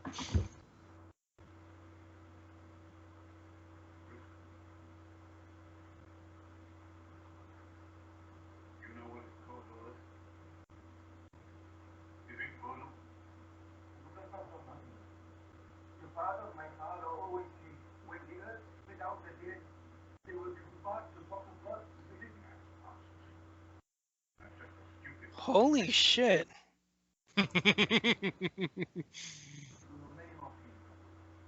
Wow. Yep. And now you'll always see it. I guess so. Wow. Yeah, you know, you never notice it, but then you notice it and it's like, well, damn. I always wonder, like this, why don't people in zombie movies ever climb trees? I don't know. I mean, that's one of those where, Because, I mean, you know, zombies aren't really smart enough, well, at least most zombies, to climb trees. So if you got up there, like in the foliage, they'd be like, they wouldn't even be able to see you and just hang out up there for a while. Yeah, I can definitely see that. Like, especially here. I mean, look at these jungles, you can't see shit. Right. The funny thing is, that helmet he just pulled out would probably be worth a fortune. Yeah.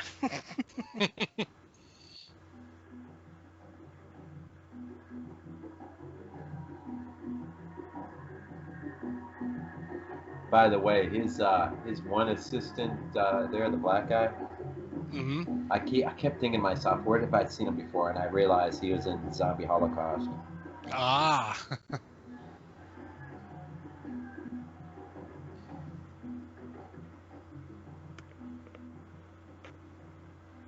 Must have been a cemetery for the Spanish conquistadors. Gee, what gave it away? All the Spanish names? Or the gravestones? Sorry I dragged you in, folks. My father was in. You know, when we get back to New York, I wish he just said, like, you know what? You're right, this is all your fault. I'm so scared we're not going to make it up in time. I think at this point I'd be swimming. Yeah, even with the shark. I mean, they don't have teeth, so. Hmm. Oh man, here we go. Mm-hmm. Mm.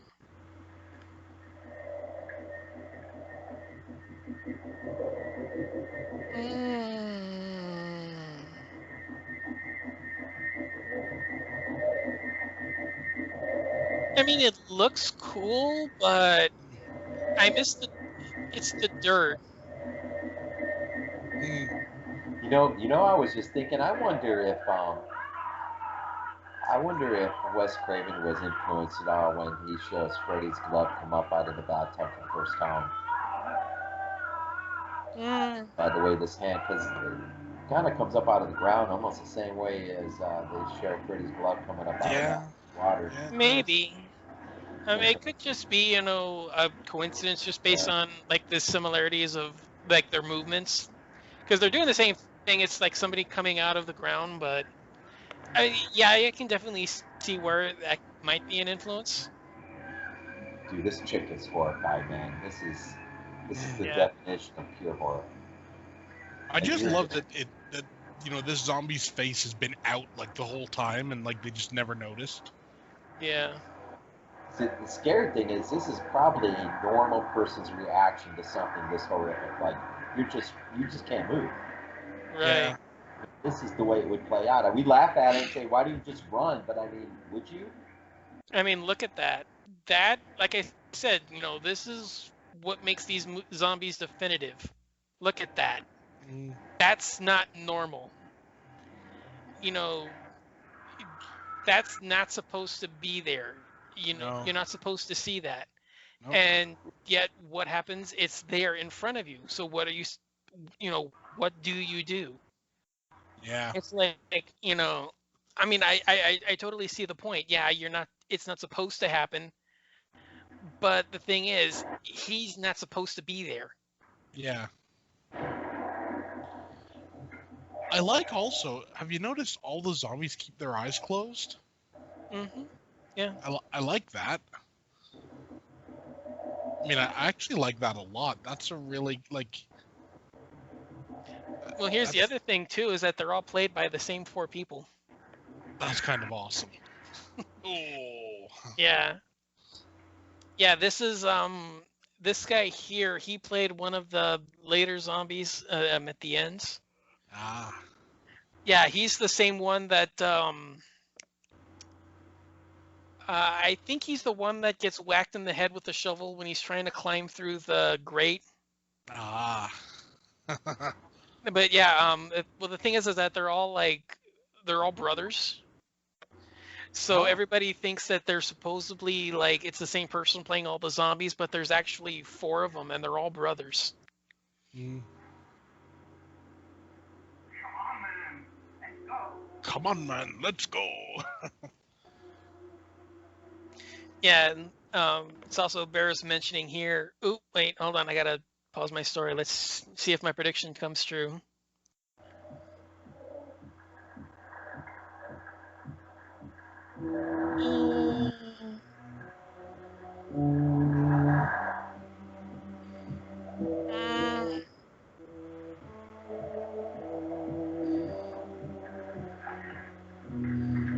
Oh, okay, this guy here, I like this one here. Mm. The one that's rising up in between, that's pulling the tomb marker onto him. Yeah. He's not bad. I don't mind him.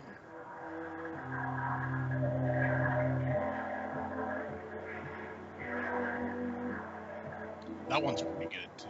Yeah, I like him. That's another good one. Yeah, that's exactly what I was afraid of. You lose the depth. Mm. You see, you don't get the depth from seeing all of them pop out because see, yeah, they're supposedly you can barely see them. There's one in the background just marching into the scene. Yeah. You look underneath the ferns. There's one more back there. You can plainly see him. You lose him completely. Because yeah, it's the brown shirt against the green jungle. Mm. Yeah, it's exactly what I was afraid of. They just disappear into the background.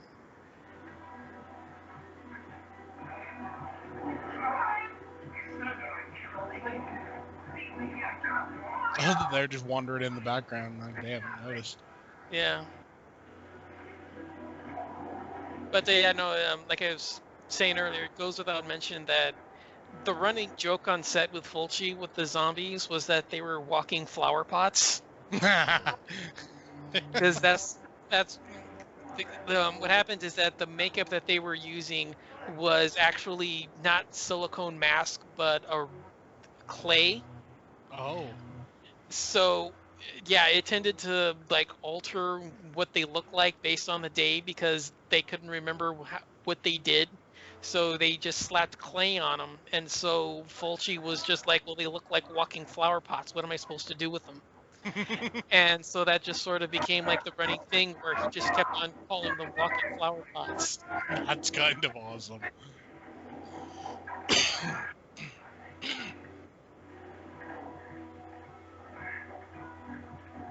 I love that his first reaction is, what took you so long? Oh, that one.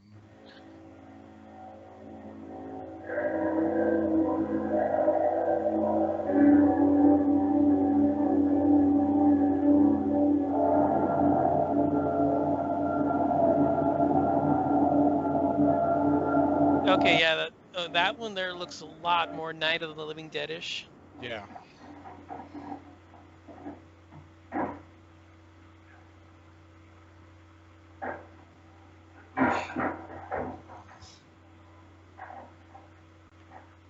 Yeah, that looks like it hurts.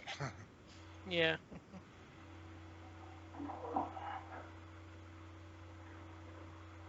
What about my wife?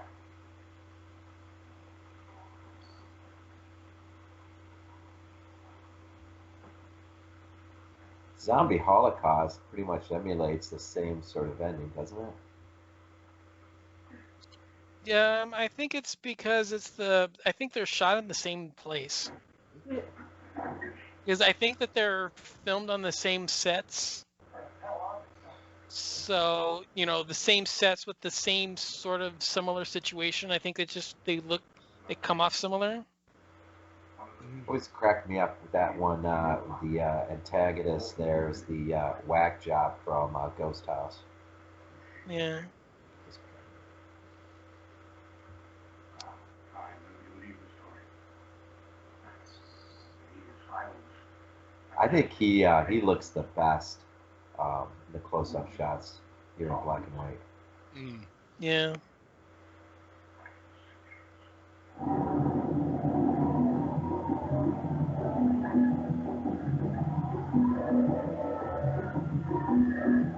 See, yeah, with the black and white, this looks way more Night of the Living Dead than Dawn of the Dead. Yeah. I don't believe you've been fooled. Defies logical explanation. So apparently, this tribe that pronounced this curse as they continue to beat the drums don't have to worry about being attacked by these zombies. I would assume not. I mean, well, you know, hitting drums, you would think it would summon every zombie to you.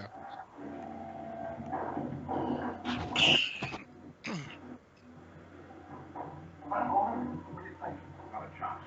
How can we stop him? Take this. I've got another gun in my arms. There's two drums of kerosene in the sacristy. Right. You just stay where you are. Watch those windows.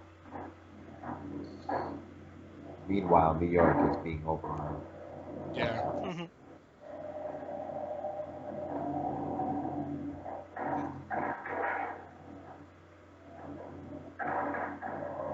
Those actually seem like they'd be pretty effective windows.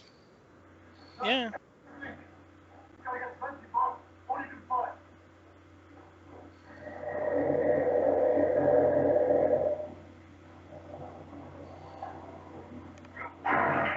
See, yeah, I think that's the same guy that was Wormeye. Ah.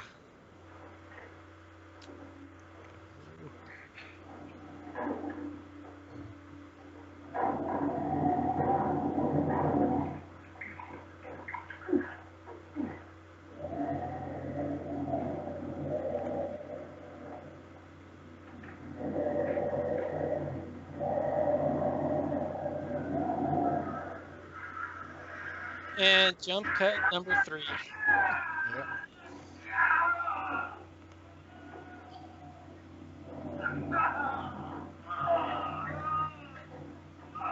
Hold on, isn't that Fritz?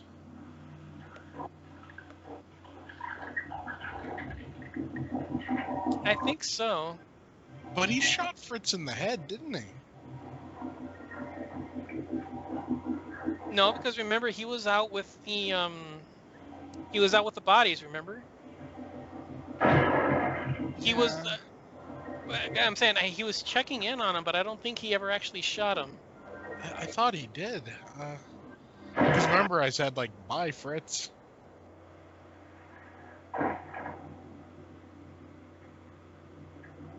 Oh, I don't know. Yeah, Dr. Menard, you kind of suck.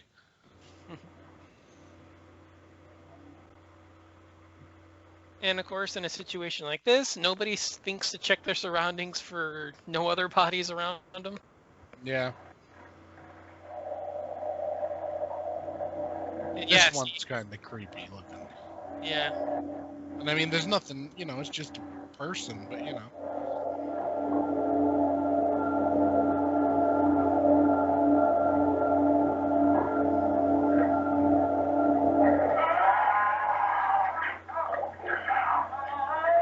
God. Oh.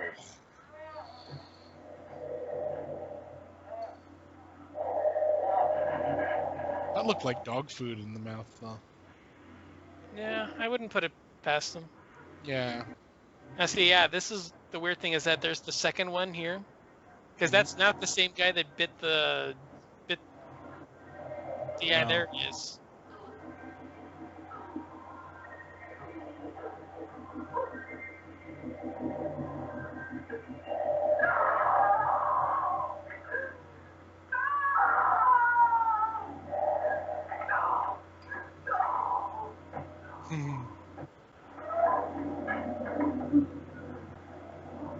This is a good shot. Oh yeah. Oh yeah. Oh, Yeah, but you just blew the wall out. yeah.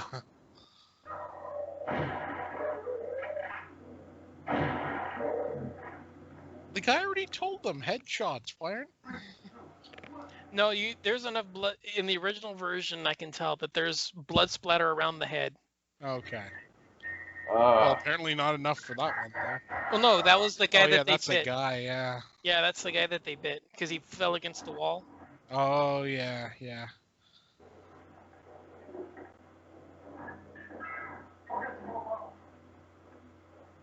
Go get some more bottles, woman.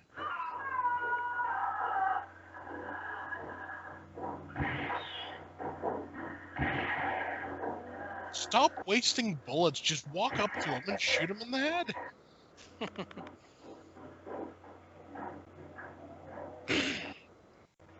And here we go with what should have been Walking Dead from season 1. Mhm.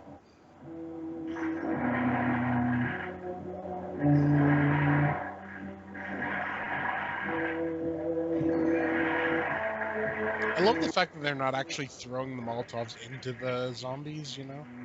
Yeah.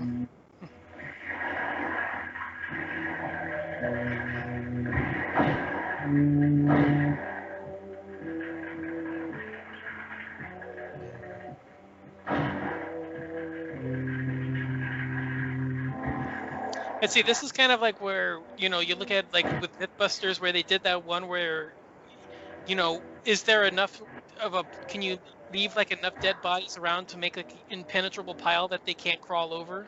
Yeah.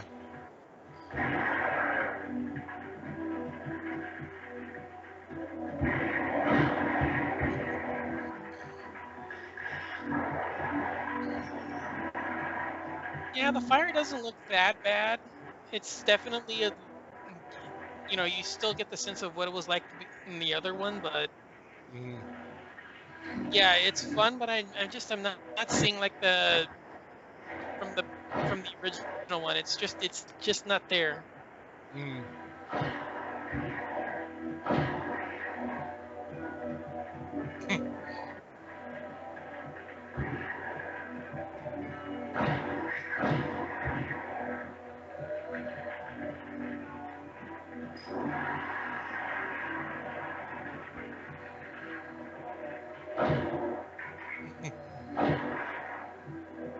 Oh.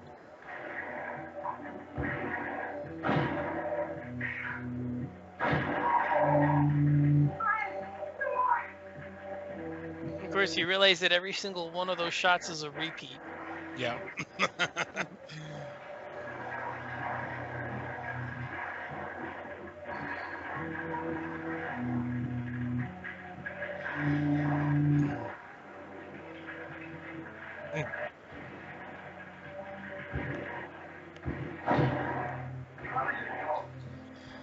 Now, there's no way that revolver still has bullets at this point. He's more than shot 6 rounds. We've never seen No, him reload once.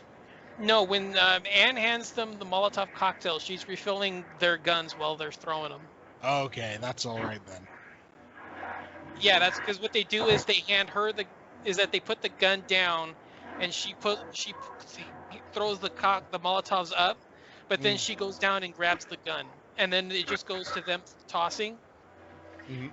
But I'm saying if you would, I know we're doing commentaries, but if you rewind it a few seconds back, you plainly see that when she hands them the gun, when they take it, she reaches down for the guns because Okay. they distinctly put the guns down and grab the cocktails. So when she has her empty hands she takes the guns out. Yeah, I thought that too for a long time, but then I caught it on one of my viewings. Is that we're doing a commentary, so it's not really like prudent to go back. But if you Mm. look at it, I think it's like the first or second time because they repeat the shot 3 or 4. Yeah. I think it's the second time that you can plainly it stays on them long enough. They put the guns down and they grab the cocktails, but then she grabs the guns while they turn to chuck them. Mm. So I think it's like a system where she's making the Molotov cocktails while they're shooting, and then when they're done shooting, they can then use the cocktails, and then she's refilling them as they throw it. Well, that works. Yeah, I think that's the sort of system that it tries to show. Mhm. But yeah, you can tell on I think one of the first or second times that they cut back to him that you can see that she's refilling the guns while they throw the cocktails that she just made. Mm. So it's like a machine. She's doing one thing, they're doing another, and then they're each refilling they're refilling as they follow through. Because I remember that distinctly. I was like you when I first saw that. Like, okay, Jesus Christ, how many bullets does this gun have? Yeah. And I looked at it one of the other times, and I can see that she's reaching for the guns while they grab the cocktails out of her hand. Hmm. So it's like, okay, they're throwing the guns at the zombie, she's refilling the guns. It doesn't really feel like there's enough time to do it, but I think the idea is that that's what she's doing, is that she's working one and then doing the other. So while they're back shooting, she's making another Molotov cocktail to throw when they run out of bullets. Mm.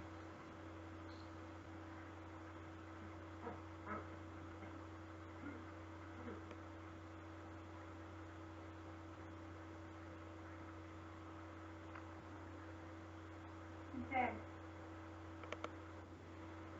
What do we do now? Lock him in the bilge, take him back with us to the States. Something like that.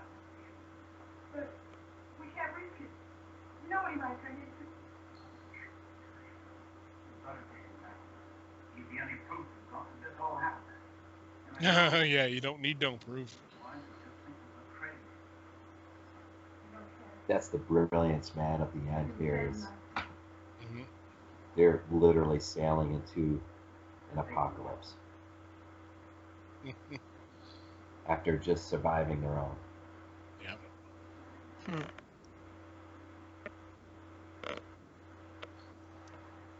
That's moving pretty well for a boat with a broken drive shaft. Is it theirs, or is it just one of the ones that they found on the island? Because that's always been one of my questions. Yeah. Well, he said, you got to go slow because of the drive shaft or whatever. So. And here's something I've always been curious of. How would this be if it ended here? You don't get the bridge scene, you just get the radio announcement, and then cut the credits. That could actually work. Yeah. It could, but then you would be cutting out the most iconic moment for me. Yeah. That's true. Yeah. I Which mean, is I know funny though, because you can see the cars and everything, business as usual underneath the bridge and everything, but Yeah, but I'm saying is that you look at all this here. You see him pulling at the door, and then you get the radio announcement, but you don't get the shot of them crossing.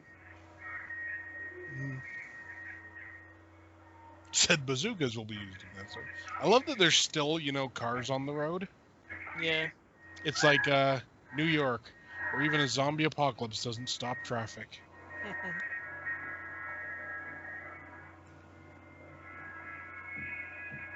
Mm.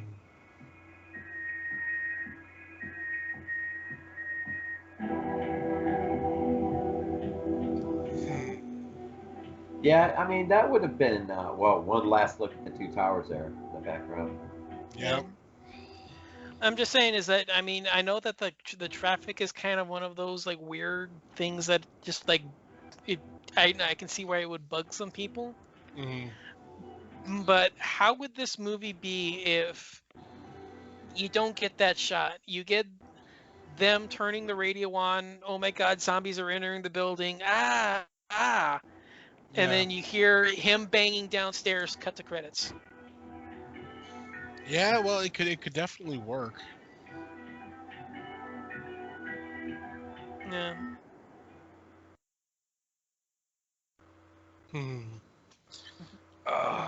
Damn good movie though.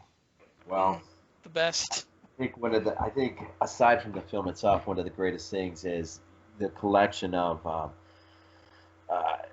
talent, be it Sacchetti or Frizzi or Savati or De Rossi. I mean, you got all these pieces, Tomasi, the editor, all these pieces are placed, for what will be, I think personally, one of the greatest trilogies in the Gates of Hell. I mean, it's all coming together at this moment. Mm-hmm. Yeah. So, in like you said earlier in our conversation, in a very compressed time, so much is about to come out. Right. Yeah, very true. Good stuff. And it's funny, I didn't realize that Tomasi, as editor, I think his first work with Fulci was on A Woman in Lizard Skin, but then Tomasi would link up with De Rossi on Let Sleeping Corpses Lie, and then they would all reunite to this one with the others, and then boom, it's just history in the making. Well, Yep. wasn't Damasi also on one of the Argento? Because wasn't he also the guy that did was it Bird or Deep Red? Might have been. Let me pull my stuff out real quick. Let's see here. Because I remember his name from somewhere. Well, you know, he also edited Cannibal Holocaust, which is pretty cool. Yeah. Not on that one. I mean, he only edited 98 things. It's got quite the.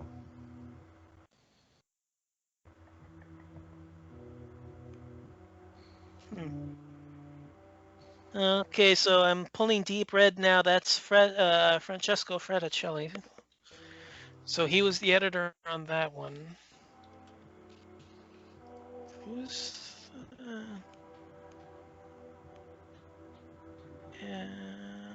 don't care about that. Where's the editor? Cinematographer, but I don't get editor. I don't see But any yeah, Argento. I know. I could have sworn I saw him as involved with Argento as well. I wouldn't be maybe he. surprised. I mean, you know. Yeah, I mean, it would just. I mean, it would be like, that's the next assignment. You're working with him, but. Yeah. You know, it's funny. He also worked with De Rossi, employed him on Killer Crocodile too to edit, which he took the reins after being just the special effects guy on the first Killer Crocodile. Yeah, that was always the one that bugged me, was that, because I mean, by all accounts, that DeAngelis never really did anything on part one, because he was always like the money guy. He was always like, okay, let's just hurry up, let's crank this stuff out. We got to get moving. Mm-hmm. But and then De Rossi comes in and he just does this like weird nameless sequel.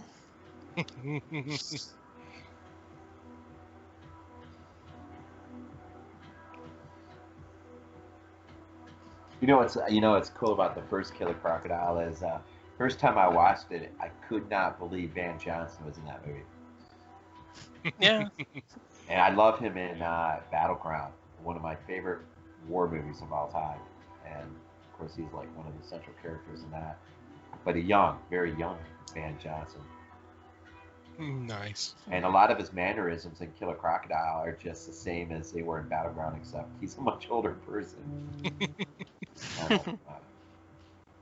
Funny, but man, I'm telling you what, man, this is what a collection of gents we have here come together, and it's amazing. They probably didn't even. I'm sure they couldn't have realized the full scope of what they were making and how they were going to impact, just horror for. Yeah, I mean, I can definitely see this as probably just being like a regular paycheck for them. I mean, not really like being completely aware, but just like saying, okay, it's just the next assignment. Yeah. So I mean, I knowing how that they were producing stuff back then, I mean, I can understand that being like the mindset was like, okay, we're, this is the next thing we're doing, it's work. Let's just go ahead and, do it, and let's just move on to the next one. Yeah. But I mean, yeah, you realize that all of these people contributed, and every single one of them is at the top of their game. Yeah, definitely. I mean, I know that a lot of the later Fulci stuff, maybe he'll have like one or two of these people together, but not like the full crew. Yeah. What's really cool too is when you consider De Rossi and his work on something as new as High Tension. Yeah. That was some freaking unbelievable crap he did on that movie.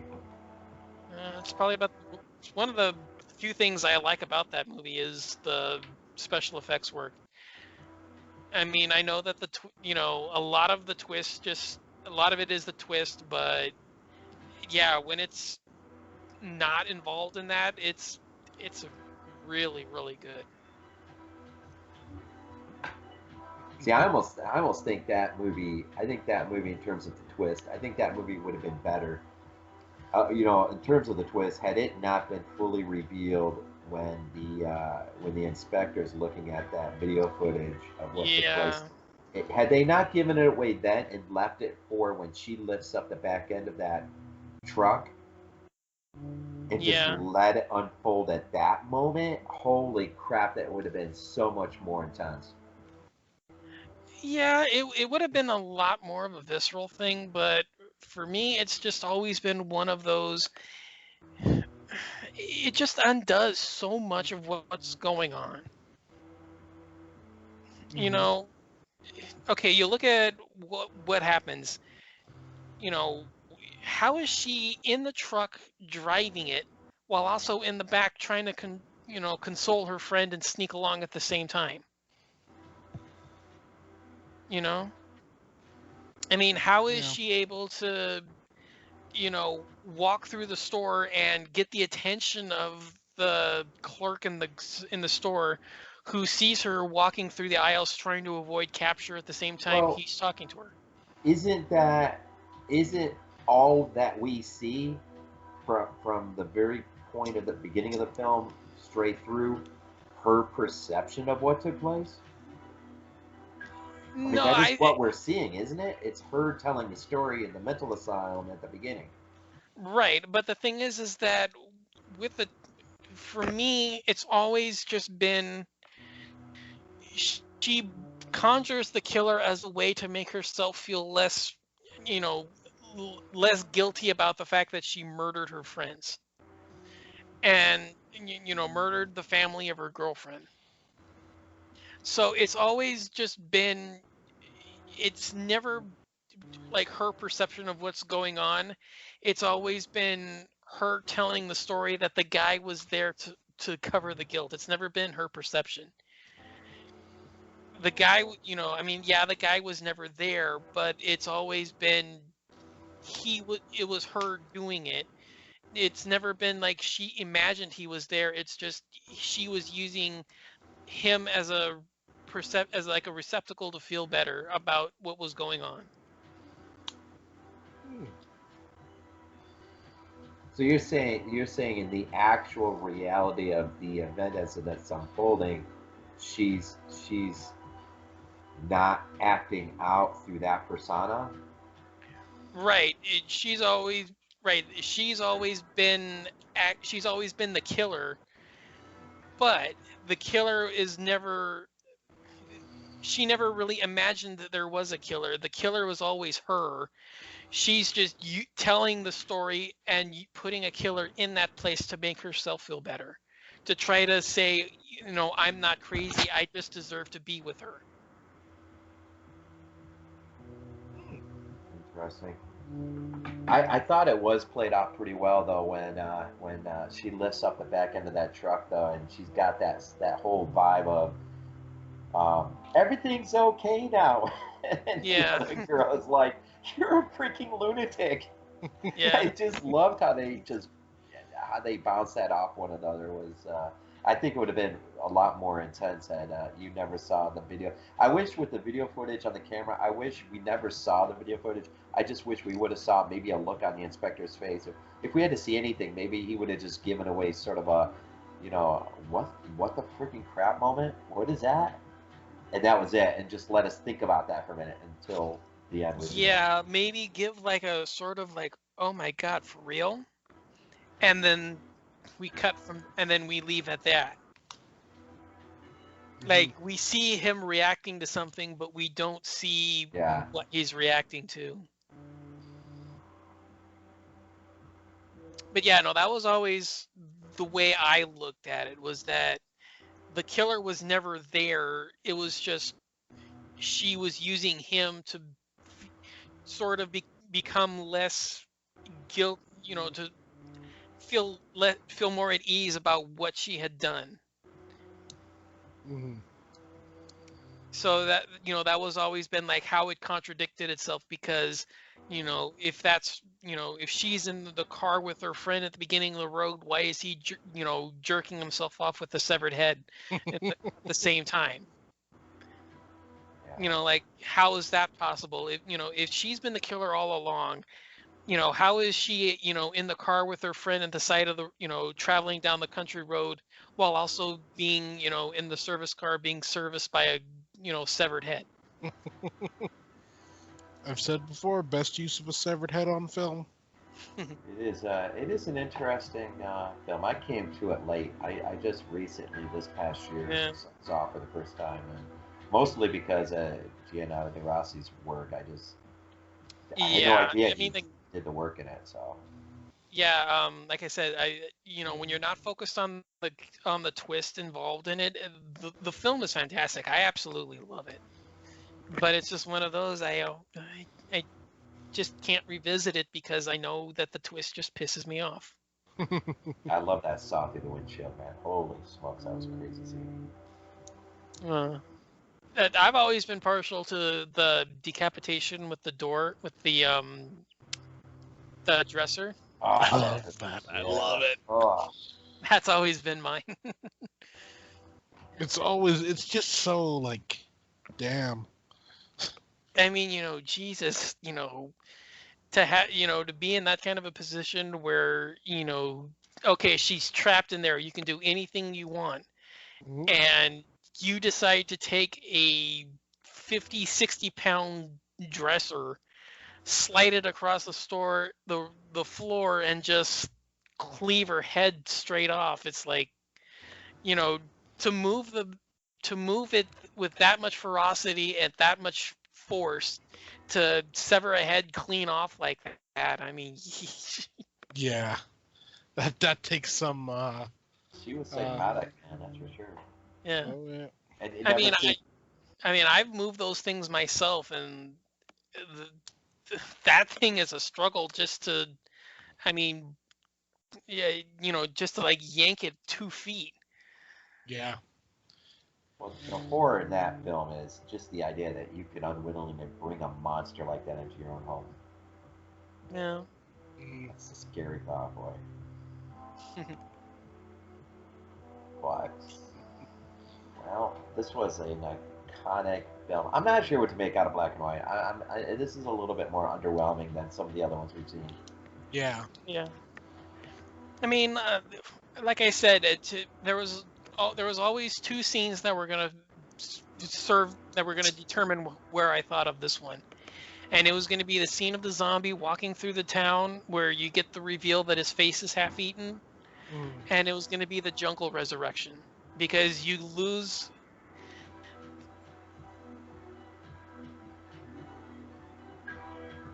And in this one here, you lose them because they just blend into the background. Mhm. And yeah, a lot of this, you still get the sense of this, you still get like the great cinematography, but what sells the movie in the color version is the atmosphere, just the oppressive islands just bearing down. You know something's going to happen, you don't know what, and then when you get that reveal that the wife has not just been killed but just slaughtered like cattle Yeah. and feasted upon like an animal, and that's now coming after them, that's just lost here. Yeah. Mhm. Yeah, Yeah. I would probably say a 4.5, maybe a 5. Yeah, I'm probably pretty there with you. I think what really took me off more than anything was the uh, I think once we were on our way to the island and we really started to see the ocean and even going underneath the ocean, Yeah, that a lot of that scene just really started to take me sort of out and away. I mean, the yeah, initial view of the skyline of the city, The interior of the boat was pretty cool. A lot of the dusty, as the dust is blowing up, and just the sections on Right. the island, we're okay. We're pretty cool, but yeah, it's not. I don't know, Glenn. Where do you think you come in? I'm kind of like a 5. Yeah, Yeah, it Yeah. wasn't the greatest. I mean, it's still awesome because it's zombie, Right. Yeah. but I mean, let's put it this way. It was a fun experiment, but it's not going to be my go-to way to watch it. no, Right. Yeah. Whereas like I mean, take something I like Alien 3, the assembly cut, I will watch that every time in black and white because it looks great. it's an amazing movie. Yeah. I mean, the thing is that, are you going to want to watch this in black and white, or am I going to want to watch the commentary tracks? Yeah, And, true. yeah, for me, it's kind of one of those. I don't know if I would rather watch it as with a black and white or as the commentary. Yeah. So, I mean, that's kind of like the other thing too is, how does it compare to the commentary? hmm And I mean, yeah, it's a few decent shots. I mean, I do agree that, the boat scenes are fine. I do like, the early half where they're traveling around, but Mm. it there's no pop that you get because a lot of this is, like I said, it's the atmosphere of the jungle. Yeah, And that's just lost without the colors and the Yeah. saturation. that's true. Yeah. So I mean, yeah, I didn't mind viewing it, but yeah, I mean, It's definitely one of the weaker entries in yeah, this particular series of commentaries. yeah, Yeah. yeah. I Tell you, mean, tell you what though, we need more island horror. We need more. I was just thinking, we're watching this, hearing the drums over and over and over. I kept thinking, when I was a kid, of course, I'm 50, so watching movies in the mid late 70s, coming into 80. It just seems like I remember more times than not. If my mom had, like, say on a Saturday, she ran black and white movies all the time. She's cleaning the house on a Saturday or whatever, and there'd be black and white movies running all day. And it just seemed like a lot of times there would be movies set in the jungle. I mean, some of it was probably Tarzan or um, other movies, but it just seemed like there were more movies when I was a kid that would have had like headhunters in a jungle, Oh that yeah. sort of thing, and you know Yep. this movie, yeah, and even Zombie Holocaust to some degree, they're in the jungle. It just brings back that to me, like, man, we don't have. Be nice to get somebody who would do something like really freaking crazy. Like there's that old black and white movie called, I think it's called, And Then There Were Five, Okay. and Lucille Ball is in it actually, which is amazing because she actually plays like a straight out serious character in that movie. That's cool. And it's a story of these characters on this plane. They crash land in this remote jungle area where there are cannibals, and the whole time they're trying to get this plane fixed again so that they can take off. The drums of the headhunters are drawing closer and closer and closer, hmm, and of course that ratchets it up the intensity of the interrelationships between the characters, and how they start to sort of eat each other up in terms of, it's your fault or whatever. Mm. And it just, you could tell this threat, man. There's this unseen threat that you never do get to see it, but it's coming, and it's coming. Mm. And boy, it's like, in a small way, I would love to see somebody like revisit that material, but in a way that maybe allows us to uh, see headhunters in the jungle in a way that we probably haven't seen since we were little kids, and but in a much different experience now, because it would be an opportunity for somebody to maybe who has a love for Fulci to really, expand on the notion of, well, hey, let's see some headhunters here. Let's see what they do to this group of people who have crash landed or however got themselves in this situation. Yeah. Um, we need more jungle movies, man. I don't know. Those were fun to watch as a kid. Yeah. Hmm. Yeah, and then there were 5. Yeah, look for it if you. So every once in a while, TCM will play it. Cool. Hmm. It's Yeah. it's cool to watch Lucia Ball. She's so serious in that movie. It's amazing. Hmm. Well, that was cool, guys. I had fun. Hell yeah. Very fun. Yeah, definitely. I mean, it's just a shame it didn't, Yeah. live up to some of the other episodes, but it is what it is, right? Not every one of them's going to be a winner. Yeah. Before we go, I was telling him. I don't know what you think about this, Don, but have you seen the movie Angst? Believe I have. Yeah. That's the anthology, right? No, German Eggs? well, no, I'm not the German. Yeah, it's German, but the German movie Angst about that real true life serial killer. Oh, maybe it's a different film I'm thinking of then. Because I think there's like 3 or 4 films, like 2 or 3 films with the same title. Yeah, that's what is that? But yeah, this I was just wondering, man. I wonder what that would look like in black and white. Hmm. Have you seen it, Glenn? It's been a while, but yeah. Yeah, I saw it on, I think Tubi. Hmm. Yeah, the colors are dark anyways in that movie. It's kind of a subdued Yeah. colors, but I don't know. Anyways, Hmm. well, thanks for jumping on, Don. Appreciate it. Absolutely, yeah, it was fun. Hells yeah. Hmm. Okay, so I guess we should finish off the show. So anyone want to take us out? You guys the show, so Okay. Well, there you go. That was Zombie in black and white. Hope you enjoyed it, even though it was one of the lesser black and white entries. Still, we'll be back again at some point. So, yeah. Peace.